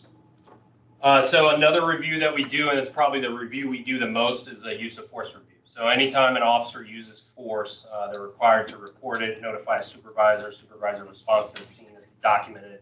If there are injuries, pictures, etc. There's a whole process we have. So each use of force is documented in its own review. And the same thing goes for that use of force. If there are policy violations, then there's an administrative investigation born out of that use of force review. But that is the one we have the most reviews. We average about mid-70s every year, and I think we're about there that this year as well. But it's around mid-70s. So everything from officer fighting on the street, taking someone to the ground, or having to hold someone down while they are doing a search warrant for blood at the hospital, like restraining them so the nurses can get blood. Those are examples of uses of force. Supervisors are notified. It's all documented. Obviously, it's on camera, but it's documented in reports as well as to what the officers did. Then the responsibility of the supervisor to make sure that everything that officer did falls within policy and law, right? And they document that in the use of force. Again, it goes through the chain of command. Each layer of the chain of command reviews it, ensures that it meets all those thresholds, and then it's sent to us. So I believe 2018 is when, was it 2018? Yeah. 2018 is when the policy for use of force changed in relation to reporting. We report more for more things. So if you look at our numbers prior to that, it may appear smaller, but it was the change in what was required to be reported. So it's not that the number of uses of force increased, it's the reportable fashion. Was it 2018? Sounds about right. Yeah. You'll hear the term reportable use of force. And what that means is that's the use of force that by policy triggers a review by a supervisor. I mean, putting someone in handcuffs is a use of force, right? Fully compliant. They turn around, put their hands behind their back, we put handcuffs on them. That is a use of force. That is not a reportable use of force. That one doesn't get reviewed. So there's certain things that trigger the use of force and turn it into a reportable use of force. And the definition of that reportable use of force expanded significantly in 2018 because the department realized we weren't capturing and we weren't looking at all the things that we wanted to be looking at. So some things that the year before would not have been a reportable use of force, some very common things like taking someone to the ground, right? Before 2018, if you took someone to the ground and they weren't injured, that was not a reportable use of force. It now is. You can imagine we take people to the ground, somewhat frequently, and even without injury. And so now that I think accounts for a large number of the increase, Right. From before 2018 till after. It is, and we were more intentional in it to match our use of force. Where would these categories fall? Meaning, this was use of active countermeasures. So you have a better idea of understanding the types of force that are being used in the midst of that use of force that made it reportable. One thing we did was and this was us when we did this, was we removed the other as an option to explain the type of force because we wanted to make sure, what does that mean, right? Only thing other would do was give someone an easy way out of explaining. And we need to be exact and specific because this data needs to be accurate. So what are some of the other types? Active control holds, active countermeasures, weapons, right? So your baton, flashlight, taser, taser, hand strikes, knee strikes. do they all fall into some kind of a physical manifestation, like you said, handcuffs? Outside of basic handcuffing, and he said it right, the goal around this was anything that could produce or may produce a level of injury to explain the injury. Yeah, but it doesn't go into, I know people, if you yell at them, they say, hey, you're hurting me. So it doesn't get into an officer barking commands, in a very direct way. That's not force, though some people might think it is. It sounds like it's some physical type of, okay. Yes, it is physical. Okay. 100%. It's only when it's a general yelling at them. Yeah. General. We don't investigate hurt feelings. Okay. Although we Just do wanna get make sure. complaints sometimes, but Of your Complaint. 70-ish reportable use of force, what number are sustained for investigation? sustained for outside of policy. Yeah. I haven't had any. There may have been one in 2021. There was one. This year, there's none. None this past year. Whether there was outside, whether there was administrative investigations born out of it for other violations, I'm sure there has been. Sure. But I But just, not like that specific. yeah, No. but not anything that would be like excessive use. Any other questions about that? And then use of force review, I mean, we just touched on that, so we don't have any questions about that. So I'm going to cover with you all how we handle critical incidents. And the first thing I want to do is just cover a couple of very basic definitions. So when we talk about critical incidents and investigations of them, what we're talking about are officers' actions that result in death or serious bodily injury. So that's very often going to be use of a weapon, but it could be any other action. It could be like we just referenced, taking someone to the ground and try to get them in handcuffs, and just by fate, the way they fall, they get seriously injured. It doesn't really matter what the action is. If a person is seriously injured or killed as a result of it, it's considered a critical incident, and it triggers the process we're going to talk about now. The other definition is involved officer, and what that is those are the officers whose actions resulted in the death or serious bodily injury.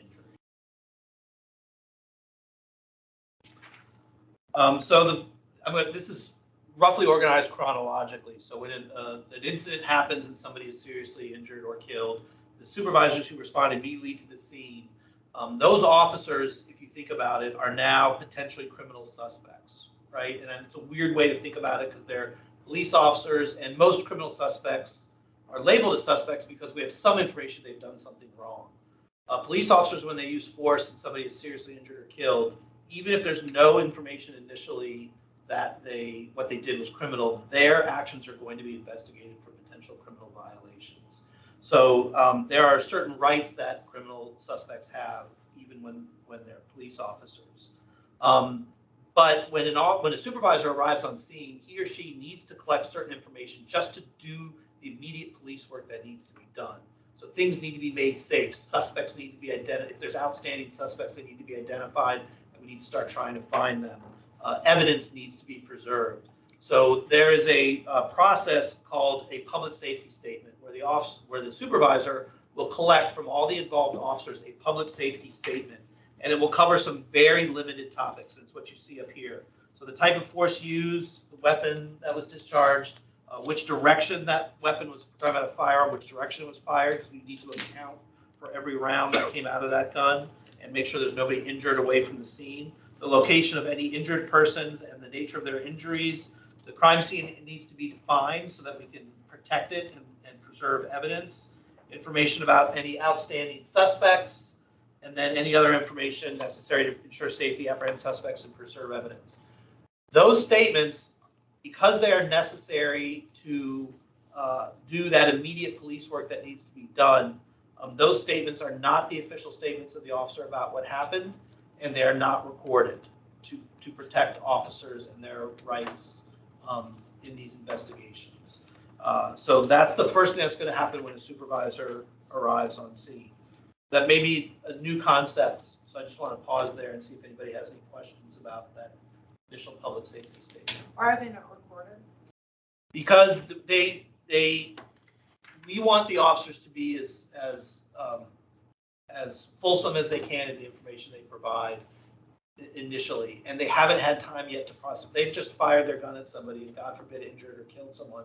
They're going through a very stressful moment, and they actually have the right to remain silent. I mean, they have the same Miranda rights that any other criminal suspect would have.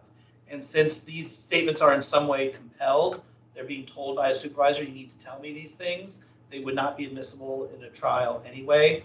And so to remove the stress of what I'm about to say might get me in trouble, even though I know it can't be used, we don't record it. It's not documented in notes, it's not documented on the body-worn camera, and it allows that initial conversation to occur, so those initial safety and evidence collection things can occur. Maybe if this is too in the weeds or not relevant, but if an involved officer is not physically, somebody who's on the scene with them is not involved in the use of force, but there's is a public safety, do they not contribute to the public safety statement? No, anybody can provide information for these purposes. It's just the involved officers have a very special role in this because they are potentially going to be investigated criminally, and they have the same Fifth Amendment protections everybody has. Right. So an officer who's not involved is free to say whatever they want, and that would be recorded and all of that. Got it. But this is from the involved officers. Okay, thanks. So what's going to happen next is the involved officers are going to be separated from each other, and they're going to be assigned a companion officer. And that companion officer is someone who was not on scene when the event happened. So you have involved officers who actually did the action that resulted in the death or serious bodily injury, and then you have witness officers who were immediately present when it happened. It can also be very stressful, as you can imagine, for those officers too. So a companion officer will be an officer who responds, who was not there at all, and they will be assigned to each involved officer. And the role of it's actually a very, very important role for the companion officer. So their job is to provide peer support, make sure that officer is not alone. The process that is about to unfold takes a long, long time, hours immediately after it happens. And there's long times where those involved officers may just be sitting somewhere waiting for the next step in the process. A companion officer ensures they're not sitting there by themselves.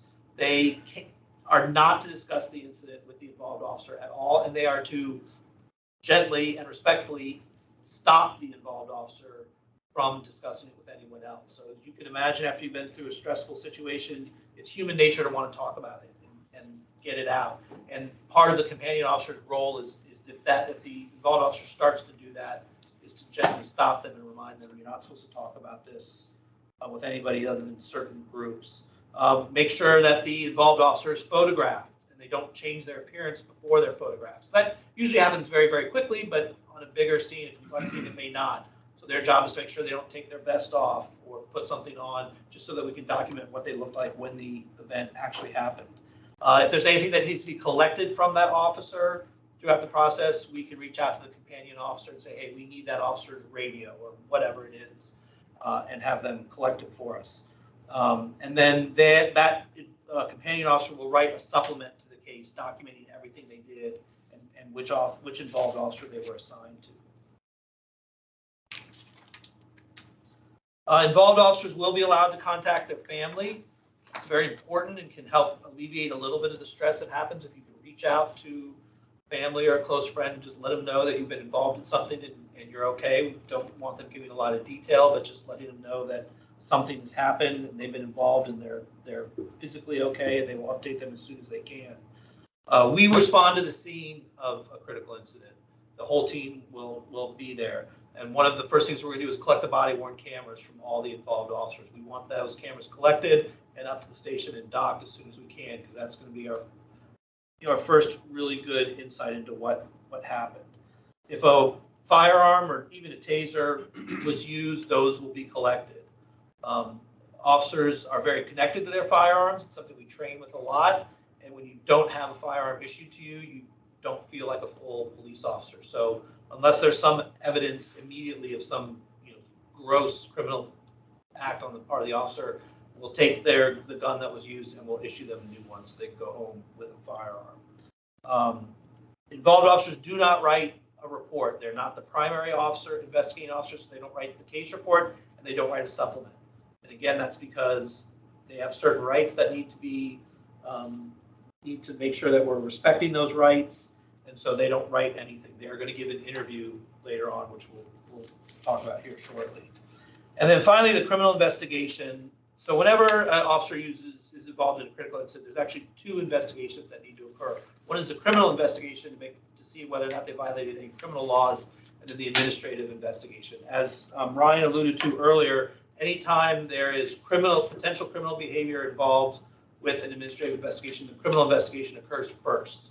That's because the administrative investigation could mess up a criminal investigation if it's not done properly or done out of order, but the criminal investigation occurring first will never impact on the administrative investigation. So the criminal investigation in these cases will be handled by CERT. If we go to the next page, we talk about that. So CERT is a criminal incident response team.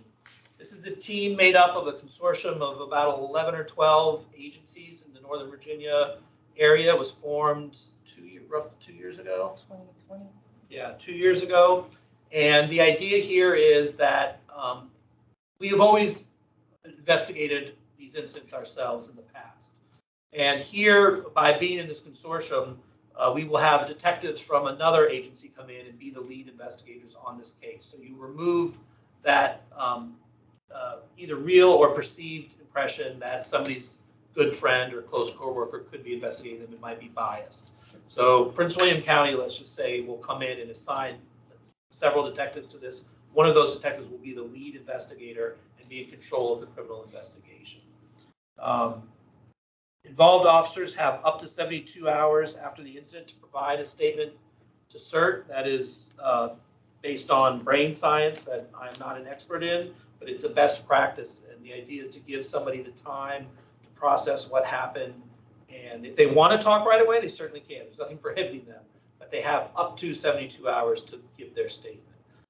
You could easily have a situation where an officer worked, all day long, maybe worked some overtime after their shift, got involved in a critical incident towards the end of that second shift, and then by the time CERT arrives and everything, it's been another 5 or 6 hours, and they've been awake for 20 hours. Trying to interview somebody and find out what happened when they've been awake for 20 hours, it's just not productive. It wouldn't be helpful. So they are given the ability to wait up to 72 hours. Right after the incident happens, we will meet with the officers, meaning OPR. Again, we are not at that point conducting an administrative investigation. We'll not talk to them about what happened. What we are doing at that point is just telling them what the process is going to be, reminding them, because we have trained all of our officers what the process looks like anyway, but it's just coming in and saying, here's what the process, we actually have a packet that lays everything out and we hand it to them so they can take it home and read it and understand what's going to happen. That almost always occurs with an attorney present for the officer. So if you are an Arlington County police officer and you're a member of the union, which almost every sworn officer is, you automatically have an attorney who responds on one of these incidents and gets there very, very quick and accompanies each involved officer gets an attorney who is with them throughout the process. They may not, so we meet with them and just explain the process, kind of try to demystify it and just let them know what's going to be happening going forward. Is that a union provided attorney or is it a? It's a union. Yeah, it's a union. I mean, they're welcome to try to get their own, but if you're a member of the union, that is included in your membership. Yep. By policy, involved officers may not review their body-worn camera or any in-car camera before they give their statement. That is the only time officers can't do that. So if you make a DUI arrest or a trespassing arrest or whatever, and you want to watch your video as you write your report, you're allowed to do that. But if you're involved in a critical incident, you may not review it. And that's because we want your recollection to be your recollection. We don't want it to be impacted by what you see on camera.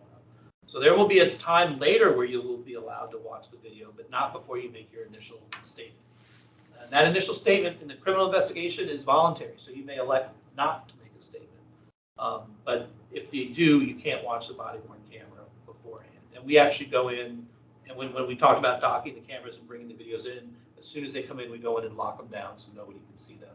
So we give them. And that, I assume that's consistent with whatever, research you've done to put the policy together, that's considered a best I mean, practice? some departments allow them to watch it. I mean, there's an opinion that let them watch it, let them, fulfill that because the human memory is very flawed. So why not let them watch a record of it and fill in some gaps? But I mean, I don't know exactly 50-50, but I know that a lot of departments do let them watch it, but a lot don't. So.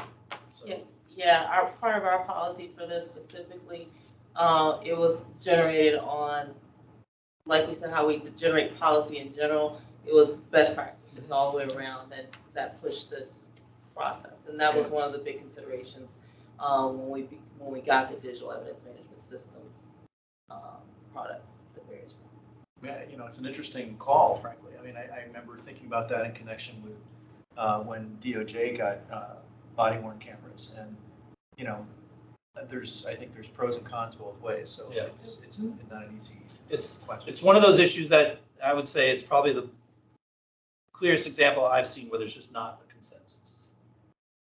There's strong arguments to do it. Seems odd to me. To not let them watch it. Yeah.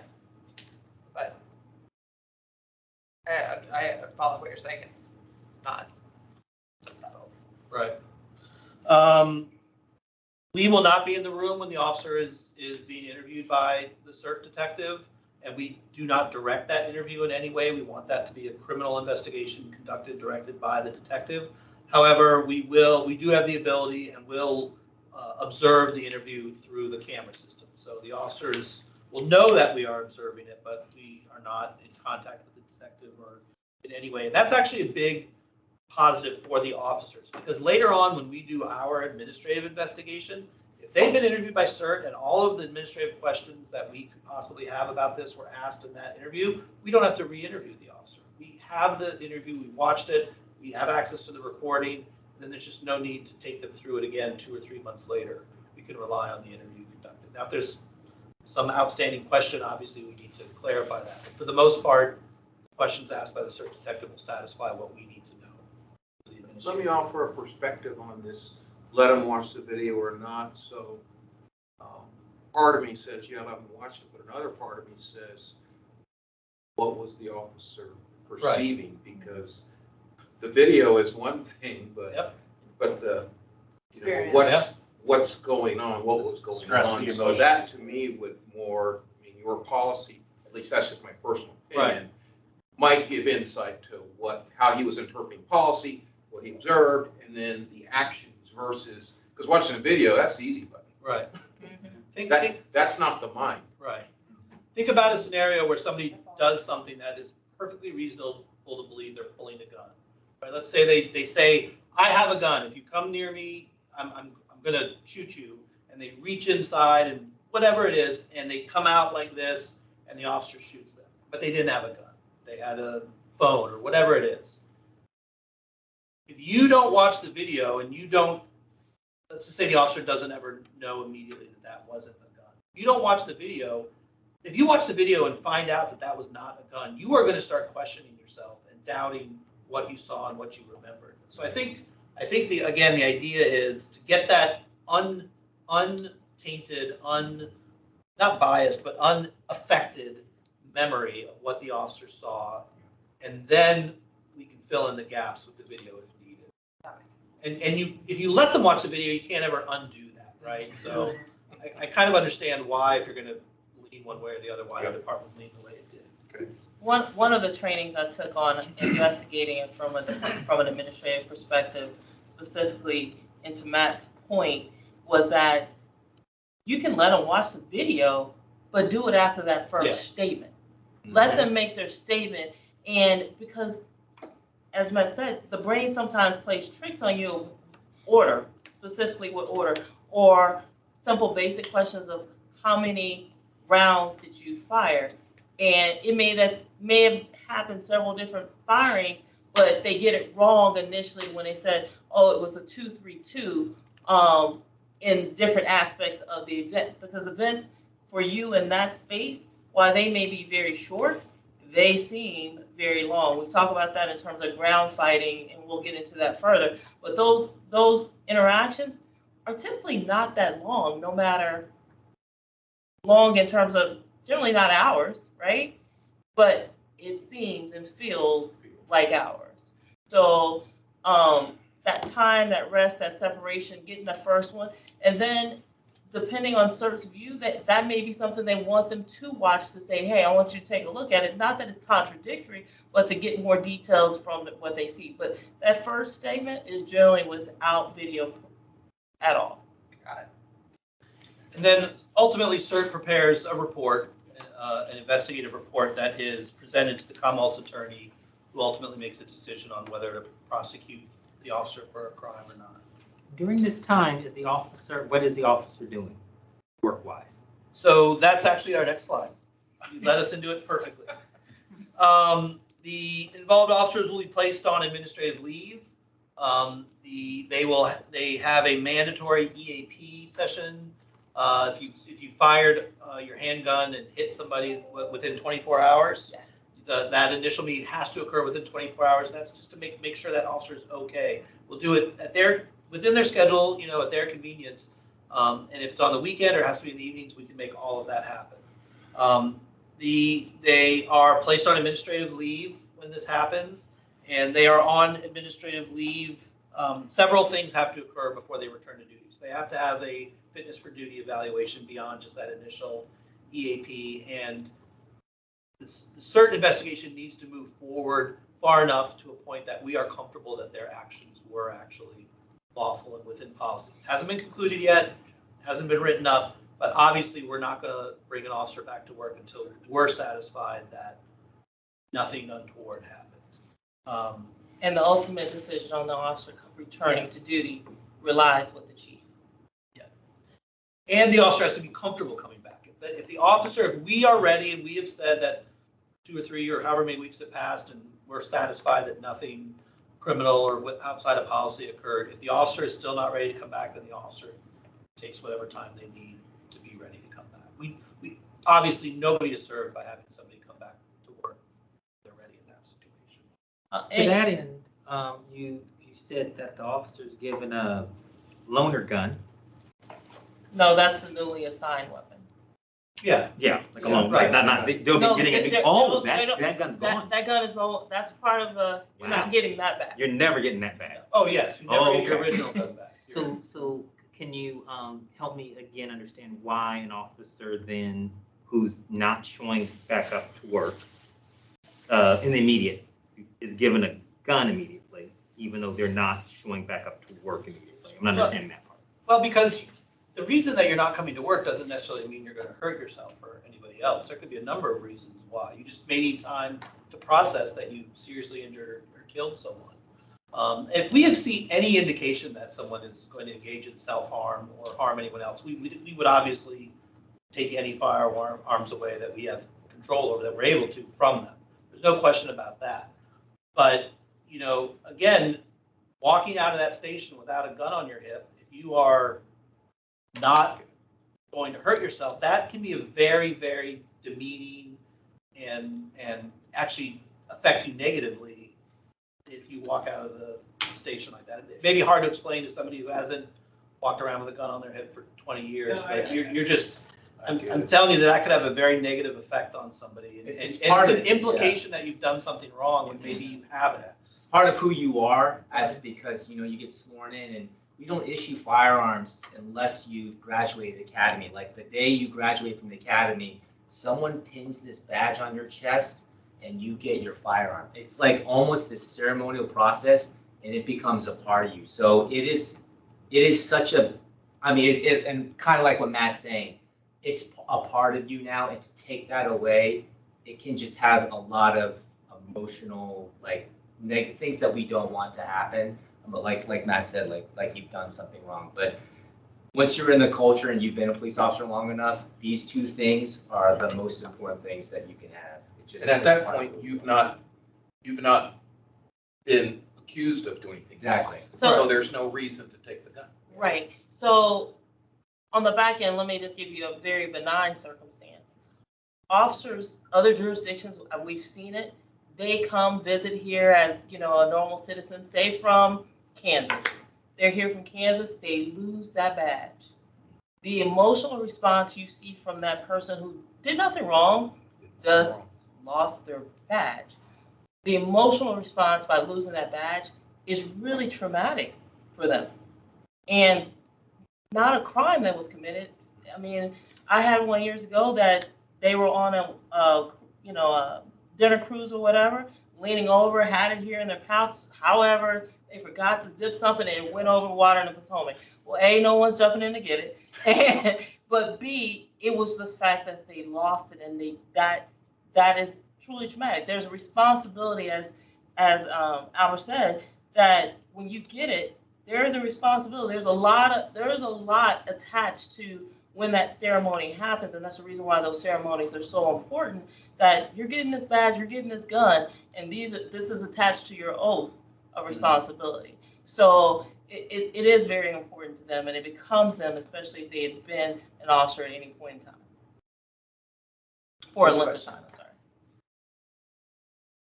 So during the time that they're on this administrative leave, involved officers cannot work any enforcement-related work. So they can't work their primary assignment, and they can't work any overtime. The good news is that we have some very robust employee assistance groups, self-initiated employee assistance groups. And if an officer works overtime quite a bit and misses out on that, they can work with those groups and possibly get compensated for that. But during this time, they can attend court, and if maybe they were assigned to go on a recruiting trip, we might let them go on a recruiting trip, obviously not in uniform, but they can't work any enforcement duty while they're on this administrative leave. And then once that criminal investigation is complete, the report has been submitted to the Commonwealth's Attorney's Office, and a decision made on prosecuting. That's when we conduct our independent administrative investigation. It is largely a review of the criminal investigation. The criminal investigation is so thorough that is the basis really for our administrative review. If there happens to be any questions that we have that weren't answered, we will go wherever we need to go to answer those, but it is largely a review of that, watching the body camera and determining whether or not the officer's actions were within or not within policy. So during this entire period is considered the administrative leave period then, that they're not working? Sure. From the Commonwealth Attorney part and then your part? Yeah, but they're not necessarily on leave until the Commonwealth Attorney gives her opinion. Okay. The administrative leave period could be a couple, 3 weeks, maybe probably not 2, but could be as short as 3 or 4 weeks. Okay. We need to get far enough into the investigation that we're confident that there's no reason to think that something's going to come out that showed the officer did anything wrong. On the Commonwealth Attorneys, far enough into the Commonwealth Attorneys. Into the criminal investigation. The criminal, right. Yes. Right. Okay. Yes. Which we're monitoring too. So that's also giving us an idea about whether or not any policies may have been violated. And the officer has to be emotionally ready to return. Right. Once those two things occur, then they can return to duty. When the chief says. When the chief, right, when the chief is satisfied of those two things. It's several weeks. It is, at a minimum, it's several weeks. So, And the only pay they get is just their base pay, you're saying? Correct. Right. these are the most significant things that happen. This is the worst, but unfortunately there haven't been any at all, so which is great. I mean, but I could see the question of, while the criminal investigation is obviously forefront and has to take place, and you guys are monitoring it, are we monitoring it as well? And what if we have a disagreement with you as to you're good, that everything looks good, and we're not? We as in COV? Yeah. So the conversations we have is that Mummy would be engaged and have the ability, just with all the other administrative investigations from the external complaints, use of force reviews, that she would have the ability to join us live or to review recordings of those. She also will have the ability to respond to the scene, to see the scene and see the initial information that we gather initially. So you're talking about the CERT investigation? Yes. Okay. So you'd be tracking the CERT investigation along with, you guys are tracking the CERT investigation. Right. Okay. I'm So- kind of an ancillary vantage point. Right, Because they're right. not involved in the Right, criminal no, I understand investigation, but just for purposes of the administrative investigation that would happen afterward. But going back to roles, it's a good question because, so in that sense, Captain Chamberlain is mummy our eyes and ears. Yes, Yeah, that's how I see it. my eyes and ears. Eyes or ears, or both. Both, yeah. All right, I think that wraps up critical incidents. Any other questions? As the administrative investigation for the shooting in, No. No. So reference findings, we've kind of hit on that. We haven't dug deep in that. Administrative reviews are either within policy or not within policy, right? Those are how the findings finalize. So the use of force reviews, such as what Lieutenant Tabibi spoke of, were determining if it was within policy. If it was a vehicle pursuit, if it was a foot pursuit. So when you see those findings, they're either going to be within policy or not within policy. As such, as that administrative review associated with the critical incident response team report, what we're determining is the use of force, because that is the action that was within, that's specific to the policy. We're going to be determining if their actions were within policy or outside of policy. One of the things for administrative investigations, you have 4, but there's a little bit more, and I explained. You have sustained allegations, you have not sustained, and then you have exonerated. Exonerated in our findings with some complaints, whether they're internal, external. If we're reviewing body cam footage and it's 100% clear that these things did not occur, as if, for example, if a complaint comes in and says, hey, this person punched me several times in the face. We look at the body camera and we see something cordial and then we don't see someone punching anybody in the face. It's no value in wasting and stressing that officer's time to bring them in, sit them down in the chair and ask them all these questions. We can clearly exonerate them by DEMS, the Digital Evidence Management System. What we do in that matter, and my example was a little flawed because it would be then an excessive use of force complaint. We would notify the Commonwealth Attorney that this allegation was made, flag her if there were any criminal prosecutions associated with. So she or he within that environment is not blindsided by the allegation, and 2, it's a requirement under 192201C, as we discussed a minute ago, of one of the things that we are required to inform the Commonwealth Attorney reference a complaint.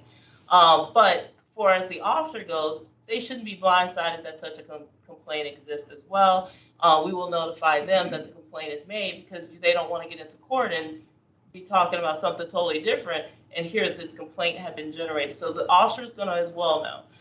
And as Lieutenant Allen explained in regards to complaint processing, we will contact the person, get their side of the story. Maybe they wrote punched and they really didn't mean punch. And one thing we do also is we will offer opportunities for the complainant to come in and sit down with us and watch a video. That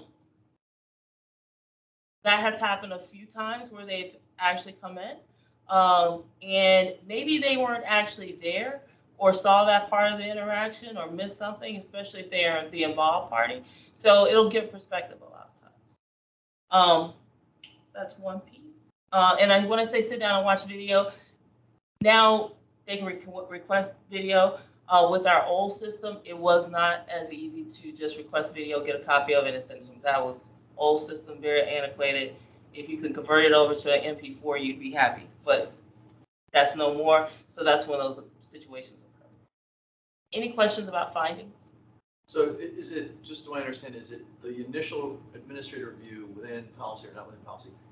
An administrative investigation occurs if there's a decision that it's not within policy? Correct. And then those other allegations then presented. But also you can have, as Lieutenant Tabibi explained, you may have a vehicle pursuit that's within policy.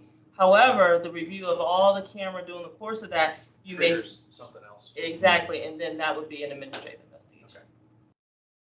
Okay. Any questions or concerns? And we're almost there.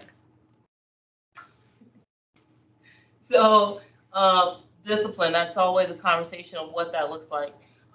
Here, I just presented something from accident so we can see where the progression is. If it happens the first time and there's no other mitigating or aggravating circumstances, it could be just simply shift level counseling. The second one could go further with letter of corrective action. And where real discipline takes place is when we get into hours of suspension, and that's considered the letter of disciplinary action. So the first two on that first and that second piece, where shift level counseling as an option or shift level counseling to a letter of corrective action, those in particular, those are not considered grievable discipline. So those things happen and it's not grievable because it's not impactful to money, time, or anything else. Where it comes into where we see 4 hours of suspension or 4 hours to 8 hours of suspension, that is a letter of disciplinary action. That is grievable in the sense a lot of our discipline, I won't say a lot, but our discipline may be what we call hard suspension or leave forfeiture. So it may not rise to the occasion to where the chief acknowledges this person may need to spend some time at home making those considerations to what they've done. If there's a letter of disciplinary action, and to what we spoke of a minute ago, and this is the reason why that piece is important, a letter of disciplinary action, 40 hours losing all police powers, what does that mean in action? That means, first of all, that's pretty high because we're going to hard suspension. You need to spend some time to think about your actions and what your future is going to look like, right? But you lose your badge, your gun, and your police powers during that time. So once again, that's a very deliberate, intentional experience, and that in itself can bring a lot of anxiety to an officer by dropping that badge, dropping that gun. Those are things that you had an oath attached to it for, and doing so for that hard hours, that's pretty traumatic. So the chief of police makes our final disciplinary decision within his authority as provided by the administrative regulations, which is up to 120 hours. Anything past 120 hours to include demotion or termination. He then has to make a recommendation to the county manager because the county manager is the only one that can do that level of discipline. Okay? Any questions or concerns about that? The vast majority of our sustained internal allegations do not result in any form of hour lost or suspension. Vast majority of them are shift level counseling or a letter of corrective action, basically formal notice to the officer that you violated policy, and there could be more serious repercussions if you do it again. I just think it's worth noting that while we have these charts that tell us what to do, it's very rare that we actually suspend somebody and take hours from them. One other question, it's a little bit collateral, so I don't want to spend too much time on it, but you mentioned Brady violations. I mean, how often do you get requests from the Commonwealth's attorney to look at the IA files if that officer is going to be testifying about something? No, well, that in itself is not on Brady. That's going to be referenced to 201C. Okay, I don't know what that is. Okay, that's why we were talking about if there were any complaints related to excessive use of force, constitutional rights violations, or bias-based policing. So that is where those pieces come from. If you have a Brady violation here in Arlington County or anywhere in the Commonwealth, you more than likely are no longer employed. We do not have anyone within our department who has a sustained Brady violation. Sustained by a judge or the sustained by us. OPR. From our investigations, if it is a sustained Brady violation of integrity, period, or bias as well, because Brady does fall into the bias spectrum, they are no longer employed with Arlington County. So we don't have what people call, or some organizations call, Brady list. We do not have a Brady list. Because you don't have anybody that's still employed. Exactly. Okay. So one of the requirements that came into play March of 2021, 2021 was DCGS notifications of certain offenses such as Brady or criminal violations. Like on some incidents, they would not decertify the person. We cannot decertify them. What we do is we send the information to the Commonwealth's, to DCGS to recommend decertification. And once we make that recommendation for decertification, they would make the final determination if decertification takes place. Even that, officers do have the rights to appeal that, but that's not us in terms of that sense, but that would be their whole entire certificate. So what that does is prevent an officer from having a Brady violation here or a violation of DCJS's codes of conduct, and allows you to go to another department utilizing that same certification within the Commonwealth. I see. I think, and I can follow up separately, but your definition of Brady violation is a little different than my usage of it in the federal system, where that decision is actually made either by a judge or by prosecutor ultimately with regard to what needs to be disclosed. So I'm not sure entirely, and we can talk about later, just what you consider to be a Brady violation. Right. So in regards to disclosure, that's exactly it, is that we as a police department, and this has always been our stance, is that we will not be embarrassed by having someone, that information being disclosed as a Brady violation in court publicly, so we will not keep that person.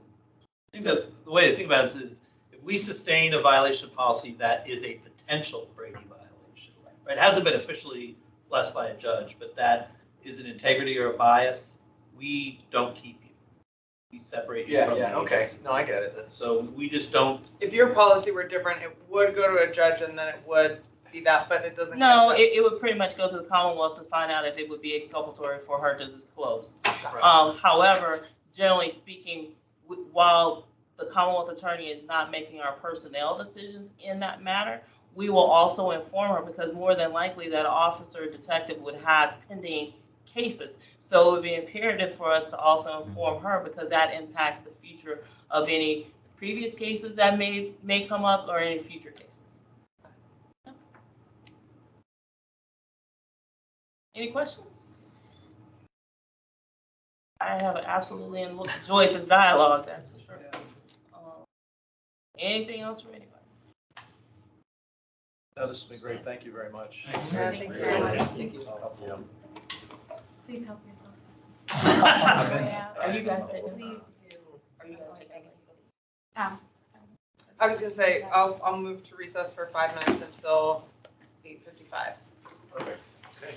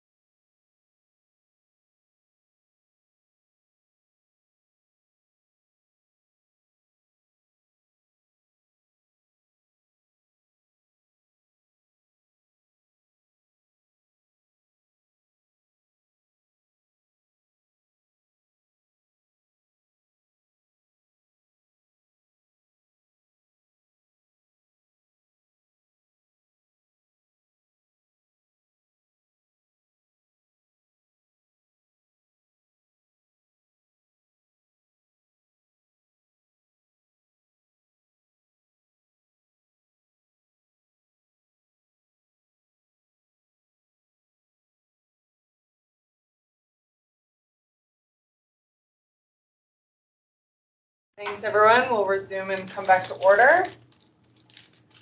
For the agenda, we're going to start it off by approving meeting minutes. The meeting minutes for December 5th and December 19th. Sorry, 1 second, Julia. I'm not sure if it went back to recording when we came back on. Would you mind checking to see if it's recording again? It still shows as recording for me. Okay, great. Excellent. Thank you. Sorry about that. No, excellent. So the minutes for both December 5th and December 19th have been distributed to and reviewed by the Community Oversight Board members. Does anyone have corrections? Hearing none, I'll entertain a motion to adopt the meeting minutes for our December 5th. Motion to adopt the meeting minutes All from in, December 5th. Second. all in favor? Aye. Any opposed? Abstentions? I'm going to entertain a motion to adopt the meeting minutes from December 19th. I move that we adopt the meeting minutes from December 19th. Excellent. Do you have a Second. second? Stellar, all in favor? Aye. Were there any comments from anyone who may be attending online, if there's anyone attending online? Lisa? Oh, I said I Excellent. said it. I'm sorry. No, you're totally fine. Thank you so much. Any opposed? Abstentions? Excellent. So we move to adopt both meeting minutes. Yeah, that's the folder where the slides are. Thank you. So we have a couple of administrative updates right up front. I'm going to ask Mummy to give us an update on the MOU status and the readiness resolution checklist.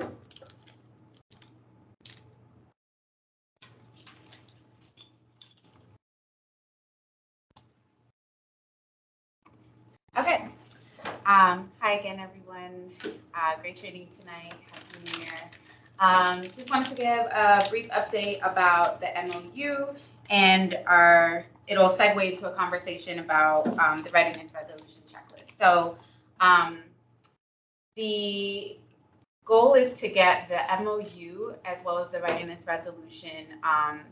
The MOU will need to be approved by the board in a more formal fashion, and then the readiness resolution will go through the same approval process that we did with the bylaws, but to get both of those before the county board and approved at their February 18th meeting. So that's kind of the background timeline that we're working with.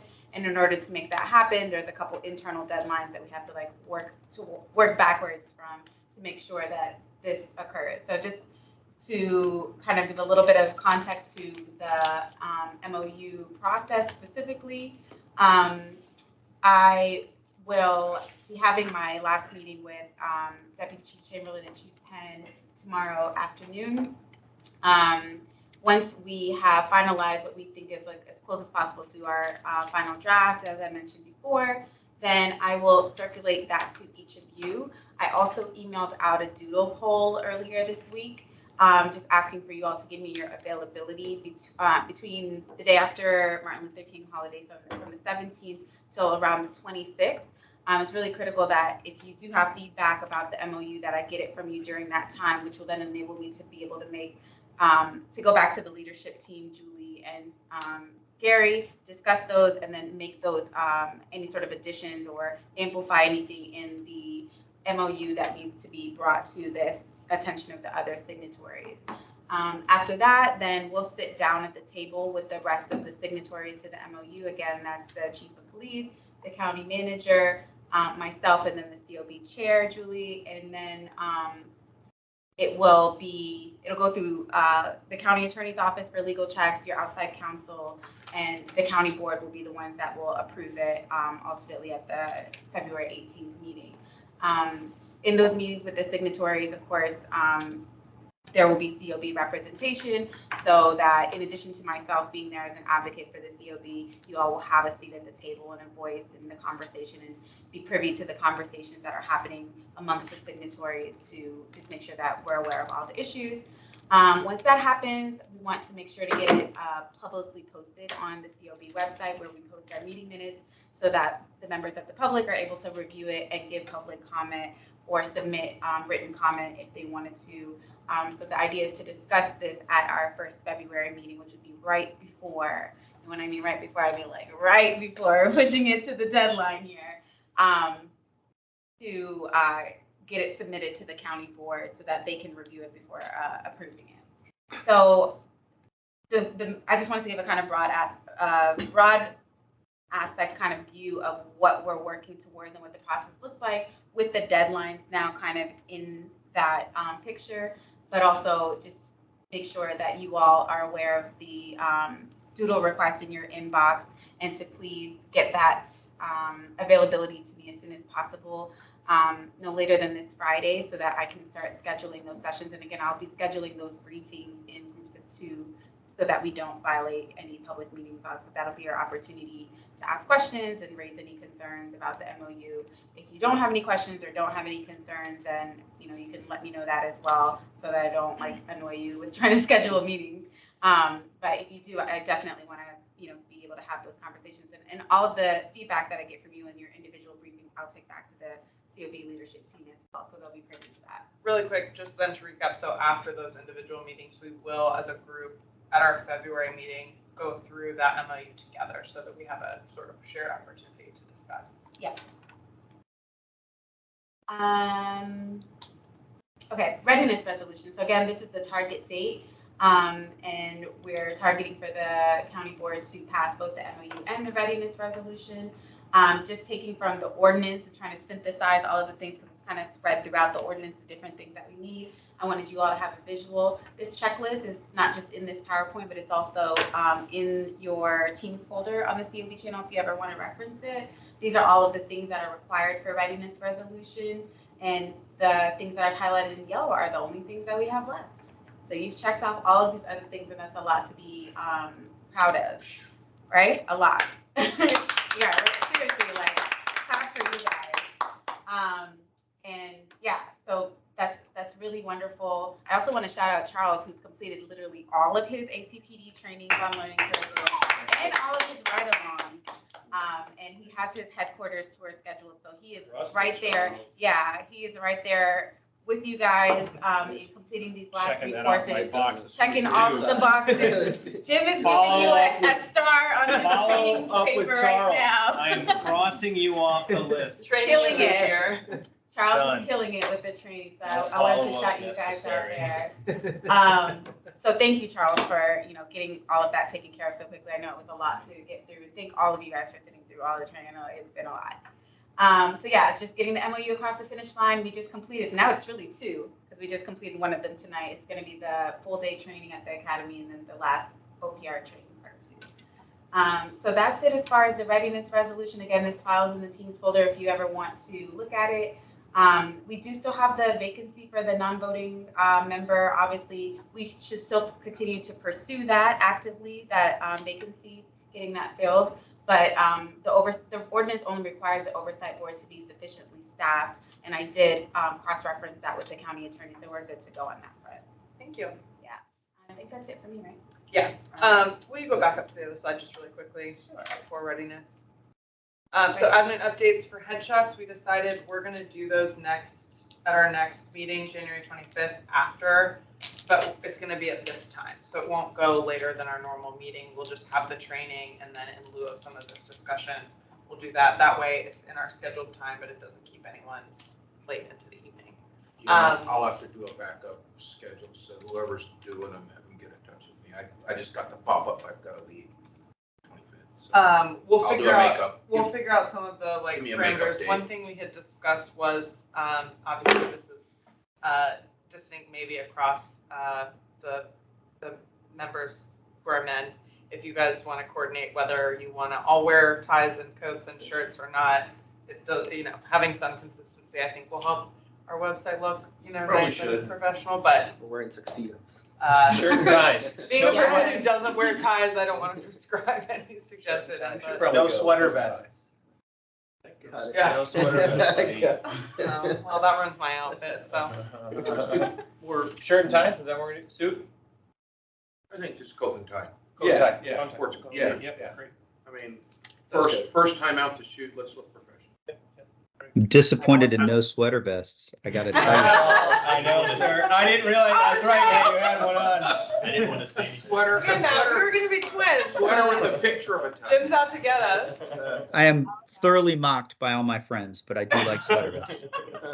We endorse it, we endorse it. No, just that's it. That's funny. For the training reminders, we just wanted to make sure everyone still has the 21st on their calendar, just to be, triple, extra, double. We have it down as hold, so I want to confirm, it is official, right? And we have our, and then in the details are the address, and maybe it'd be good if we just go over real quickly expected arrival times, and then just kind of factor in, because we are going to Ashburn, so there's some of that, so. Right, does anyone need a ride? Yeah, that's another good question that you brought up as well. We could carpool if y'all wanted to be here. Happy to drive. Okay. I might send an email just in the days before so that if anyone does want to leave their car, we can have a group that's ready to go and has cars, but we don't need to do that tonight. Team building on the But way it there. kicks off at 8, so we need to be probably In the leaving parking here lot. by 7 for sure, the latest. Arrive by 7:45. Yeah, No later than. in the parking lot, and then we're gonna meet up at the first admin building, or what, I don't know. I'll make sure that, Or maybe in the parking lot. and then Yeah. We'll have somebody there to meet us, Mhm. and then we'll go in, okay? yeah, if there are any specific instructions about like parking and entry and that sort of thing, I'll make sure that Deputy Chief Chamberlain sends those out to us in advance of the meeting. Lunch that day? Lunch is provided, Okay. and there were a couple reminders that Deputy Chief Chamberlain wanted me to let you guys know, mainly just about like the dress code. So there is not a specific dress code for, we don't have to be in like business casual or anything, but she wanted to make sure that we wore soft sole athletic shoes because we're going to be doing some kind of like tactical trainings or simulations. They're not going to be physically intensive. She told me to let you guys know that so you don't get worried. There'll be a lot of virtual simulations, but we'll be on kind of like a mat type of room is my understanding. So just make sure that you wear soft sole shoes so that you'll be comfortable and won't have any safety concerns. Okay. I'll make sure that we send an email the week of and the night before. So everyone has the address information, a reminder, we're all gonna be there in the parking lot by 7:45 and any other, like, presumably we might need driver's licenses or things, but we'll make sure that is all to you guys right before. I think that's all we have for training reminders right now. Sorry, one more thing. Sure. And I should have probably mentioned this in the readiness resolution part, but the training part reminded me. Make sure that you log on to your learning center, and if you need a just walkthrough of how to get back onto there, myself or Ian would be happy to walk you through that. I noticed when I was just kind of going through, I get like a training report from Learning Center that some people had started and it was like incomplete, so maybe we just didn't get to the very end where it like marks you as completed the whole training, or maybe you didn't open it. So just make sure that sometimes you have to actually click on the little arrow that shows you the drop down menu. For example, like the Leading with Race course might have a couple different modules, as well as if you remember with the first 4 ACPD training sessions, they were like 5-minute pre-training session videos, making sure that you went back and watched those or that you have them marked off as complete in correlation with the sessions, just so we make sure that everything is, checked off for readiness. Yeah, Mommy, I'd like to, so I got with Ian 2 days ago because on my Learning Center, I clicked on it, drop down menus. And Ian, maybe you can explain this, but there were things not on my drop down menu that I need to complete. So Ian hooked me up. You backdoored and you found those 2 links that I need to finish. So it may not be on the front page of the Learning Center. So if you have that issue where there's a couple of videos that you missed, you'll know it because I looked at this report that he sent and I saw these other 2 videos. So he found an alternate path, created a link on my computer that goes to this other place. Is that?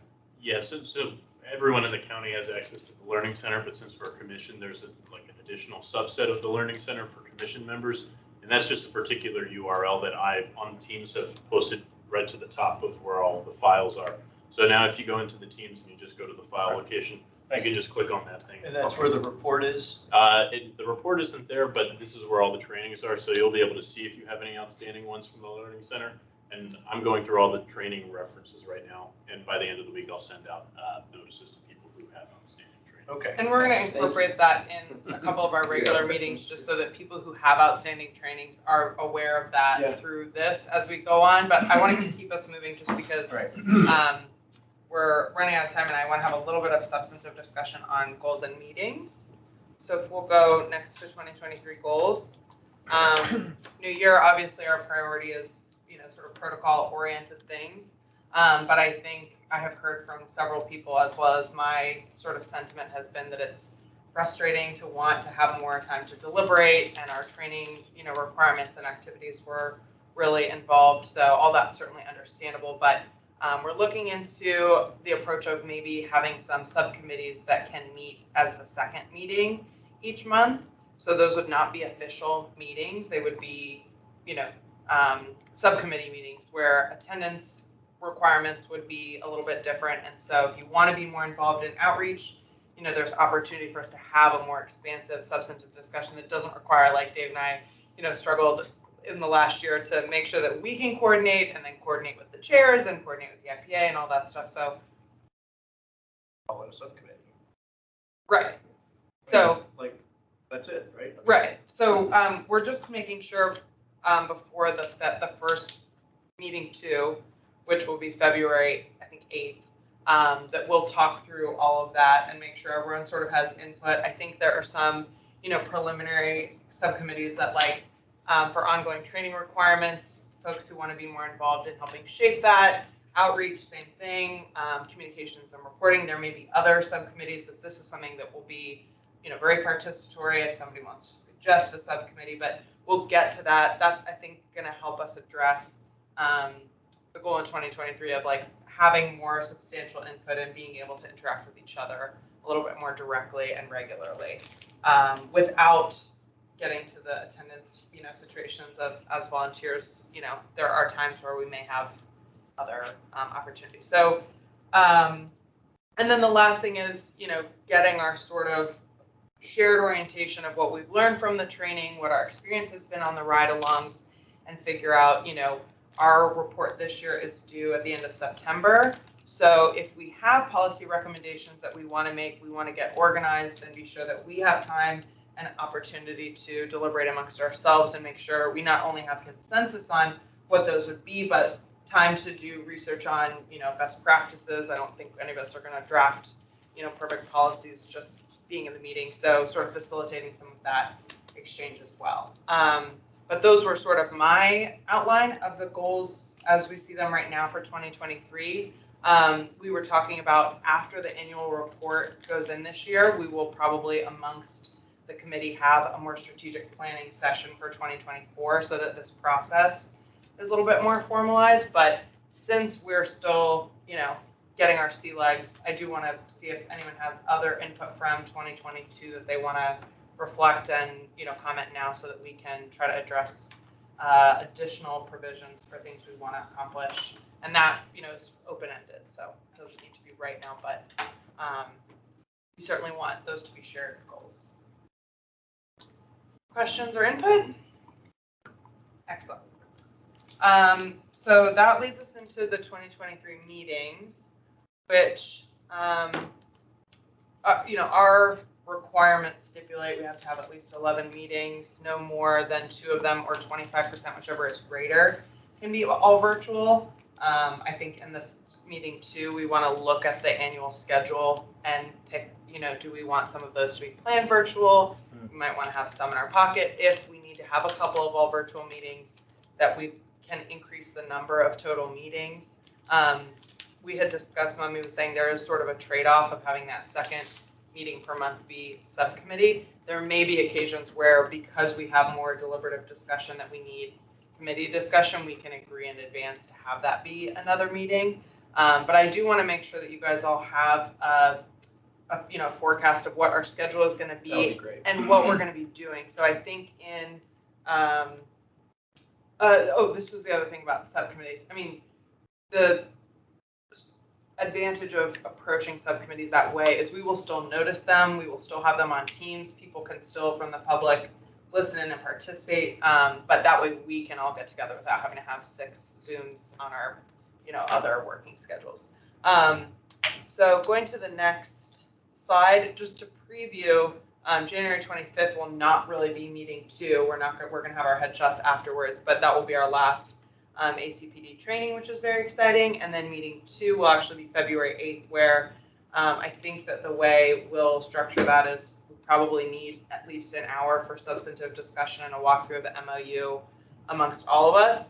But in the remaining time, talking about some participation, interest and leadership roles amongst the subcommittees, and then talk through our annual priorities against the schedule. So, as we get, I think outreach is probably starting to become a more urgent priority for all of us, wanting to engage with the community, how that relates to our ability to forecast and line up additional training for the year, the annual report and policy recommendations. So I just think that at the February 8th meeting after the MOU, we can have a more open-ended discussion, make sure we all agree that, putting outreach at the next top of our list is or isn't the right thing, and associate things. So are there any requests or questions? Yeah.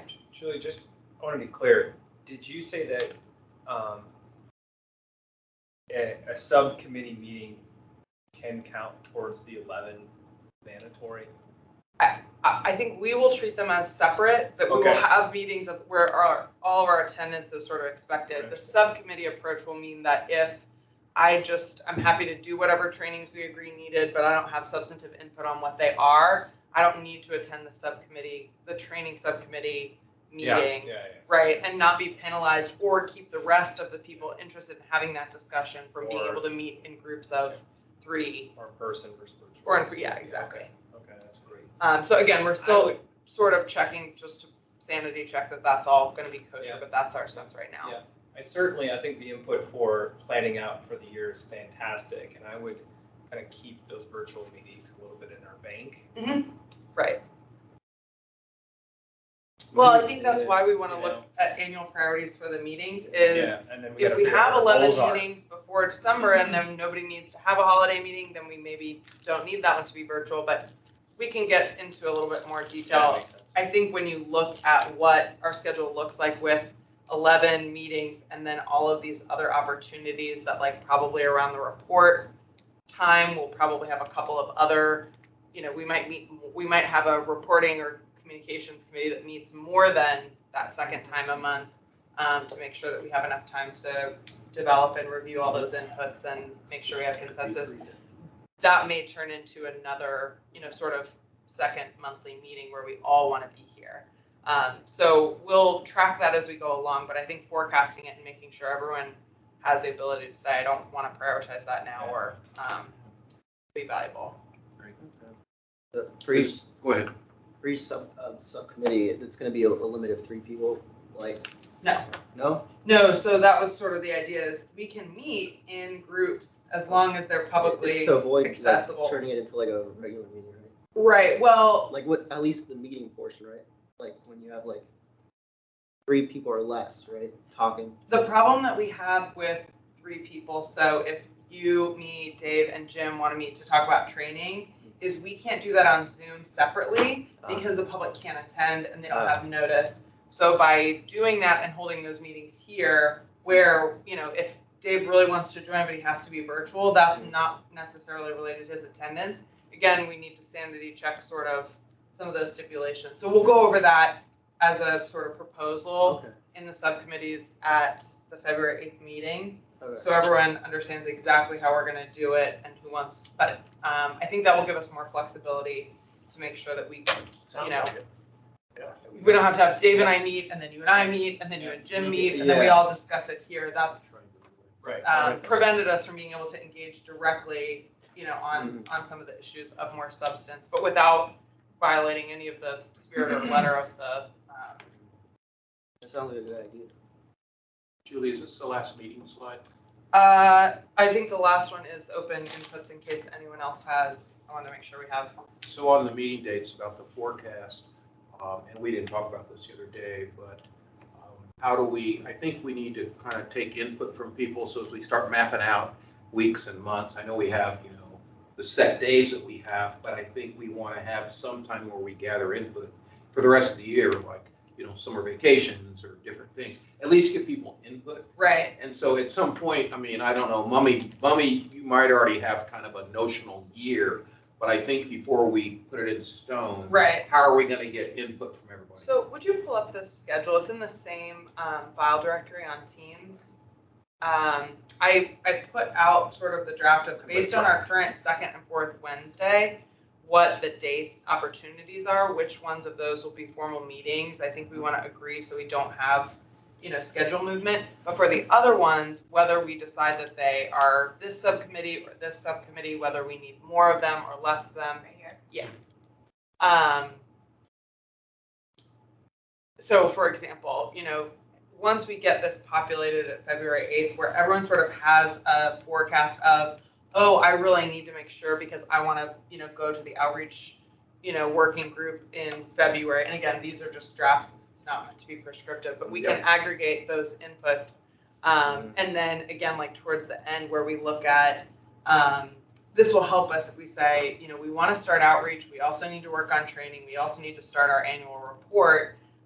That's where I think we're going to get into some discussion of making sure everyone agrees that our priorities are, in line with our goals. And that then as we get past the annual meeting, that we have the opportunity to do some strategic planning, reflecting on, what we've done. But in that year, right, like we all know sort of what happens with time. It'll be July.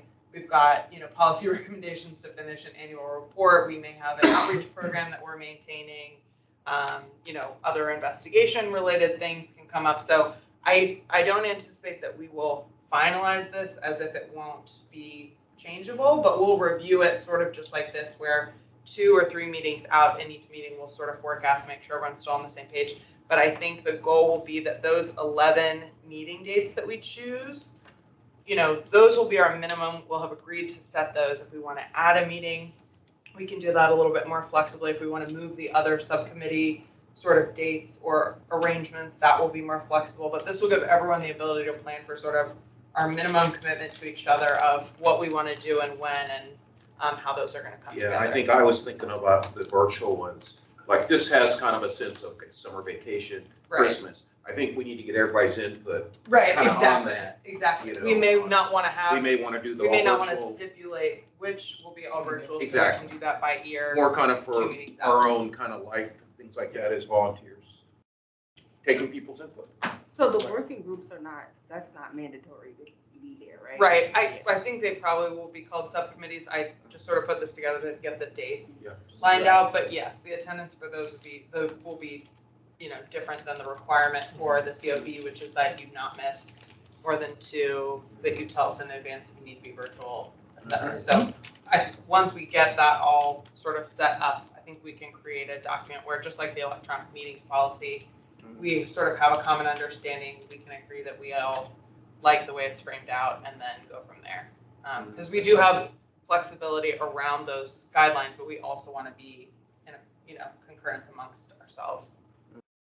So when we say all virtual, does that become prescriptive? And we don't have to solve this today, but I just kind of want to, we probably have to wrap our heads around that a little bit. Oh yeah, I was Right. putting those there because those are things I think we want to talk about Yeah, in exactly. setting that schedule. Yeah, we'll save that. And that if we all happen to be here, in our June meeting, we say, oh, actually, no one's traveling that July, we can change it. I don't Got it. think that I think that just the bolded dates, we want to make sure that we get those. So we had talked about putting, previously we had sort of had one meeting out on our calendar at a time, but having the full calendar of the required meetings on Right. everyone's calendar, Right. so that if I'm planning a vacation in October, I don't have to be tracking, 6 different things. So, Right. This is good. So is this available on? this is on Teams. Okay, all right. And we'll go through it all together, and then we can give everyone printed copies, and we'll make it final on the Teams. Yeah. Okay. It's right here in This is good. agendas and minutes, and then if you go to today's meeting. We could probably also put it on like the main page too, so you can quickly reference it as well. Yeah, that was just for meeting materials here. Once it's done, we can put it, so that it's easily accessible. We'll make it a PDF once it's done, so everyone knows that no more changes. Lisa, are you on? Do you have any input? I want to make sure we still connect with you today. Yeah, no, I love the idea of the subcommittees, and I love the idea of, not having, because I love that you found a way for us to do the work we want to do and not have to struggle as we've been struggling. And I really appreciate that. And I probably should have thought of that myself. So anyway, a gold star. I really Well, I mean, we're, the reason there's, 8 of us is so that we can keep iterating and circulating. And I think all of us had expressed at one point or another last year in public meetings and, our individual conversations, God, I wish we could talk more about blank. So hopefully that affords us this opportunity, and we'll just, go forward the next couple of steps and make sure that it's working for everyone and also suits our obligation to the. Is there anything about media or that I need to follow up with anybody about? So I think we want to discuss that as part of the outreach subcommittee. Okay. I think in part of the organizing for the subcommittees in the next meeting, I think that we all want to have a discussion about the goals for each subcommittee, so that that's not, the subcommittee making too many prescriptive decisions, but can deliberate on and then bring back to the main meeting and say, before we, adopt an outreach plan, if I couldn't make or just didn't want to, have too much input in the deliberation, I still have a chance to ask questions and whatever. So for right now, I think that is, I assume, going to be subsumed in the our top priority, but we'll just want to go over that after the MOU. Okay. I think Matt wanted to make a Yeah. comment. I just wanted to say. I didn't want to, so. No, please. I just wanted to be on for a few minutes tonight, just to thank each of you. This is the level of training that you've gone through is more extensive than we envisioned or than we had thought of at the start of the process. That doesn't mean it's not important, but really wanted to make sure that I thanked you. Christian wanted to pass along his thanks.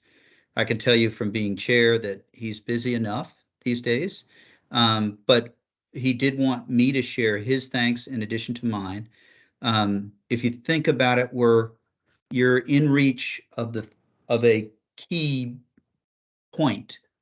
February 18th, we're really working. I want to thank Mummy, but all of you, because once we have the architecture set up, and the subcommittees will be a piece of that for you guys, we will get on to the reasons that drove you to be interested in this work. And so I know there's the next 3 weeks, there's a number of trainings, but just wanted to really convey our thanks and to try and reiterate the big picture of you're in reach. And to each of you, I know it's been a long process this past year, and it's inevitable that there'll be pieces of it that we didn't expect with the amount of training, but just a huge thank you. And know that our other 3 colleagues, all of us on the board, this is still deeply important work to each one of the members of the board, and a big thank you. So we're available, but we're also not idle.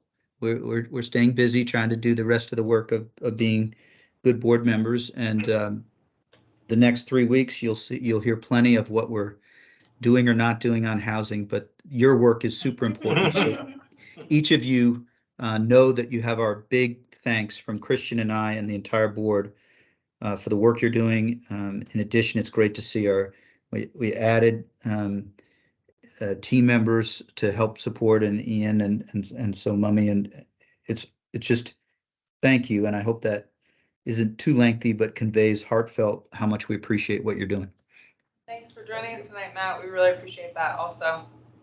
Great, and I will try to stay married, so I'm gonna see my wife for a little bit. So see everybody. Thank you. Is there any additional business? Hearing none, I declare the meeting adjourned. All right. So fantastic. Very good night, everybody. Make sure to stop the recording and then.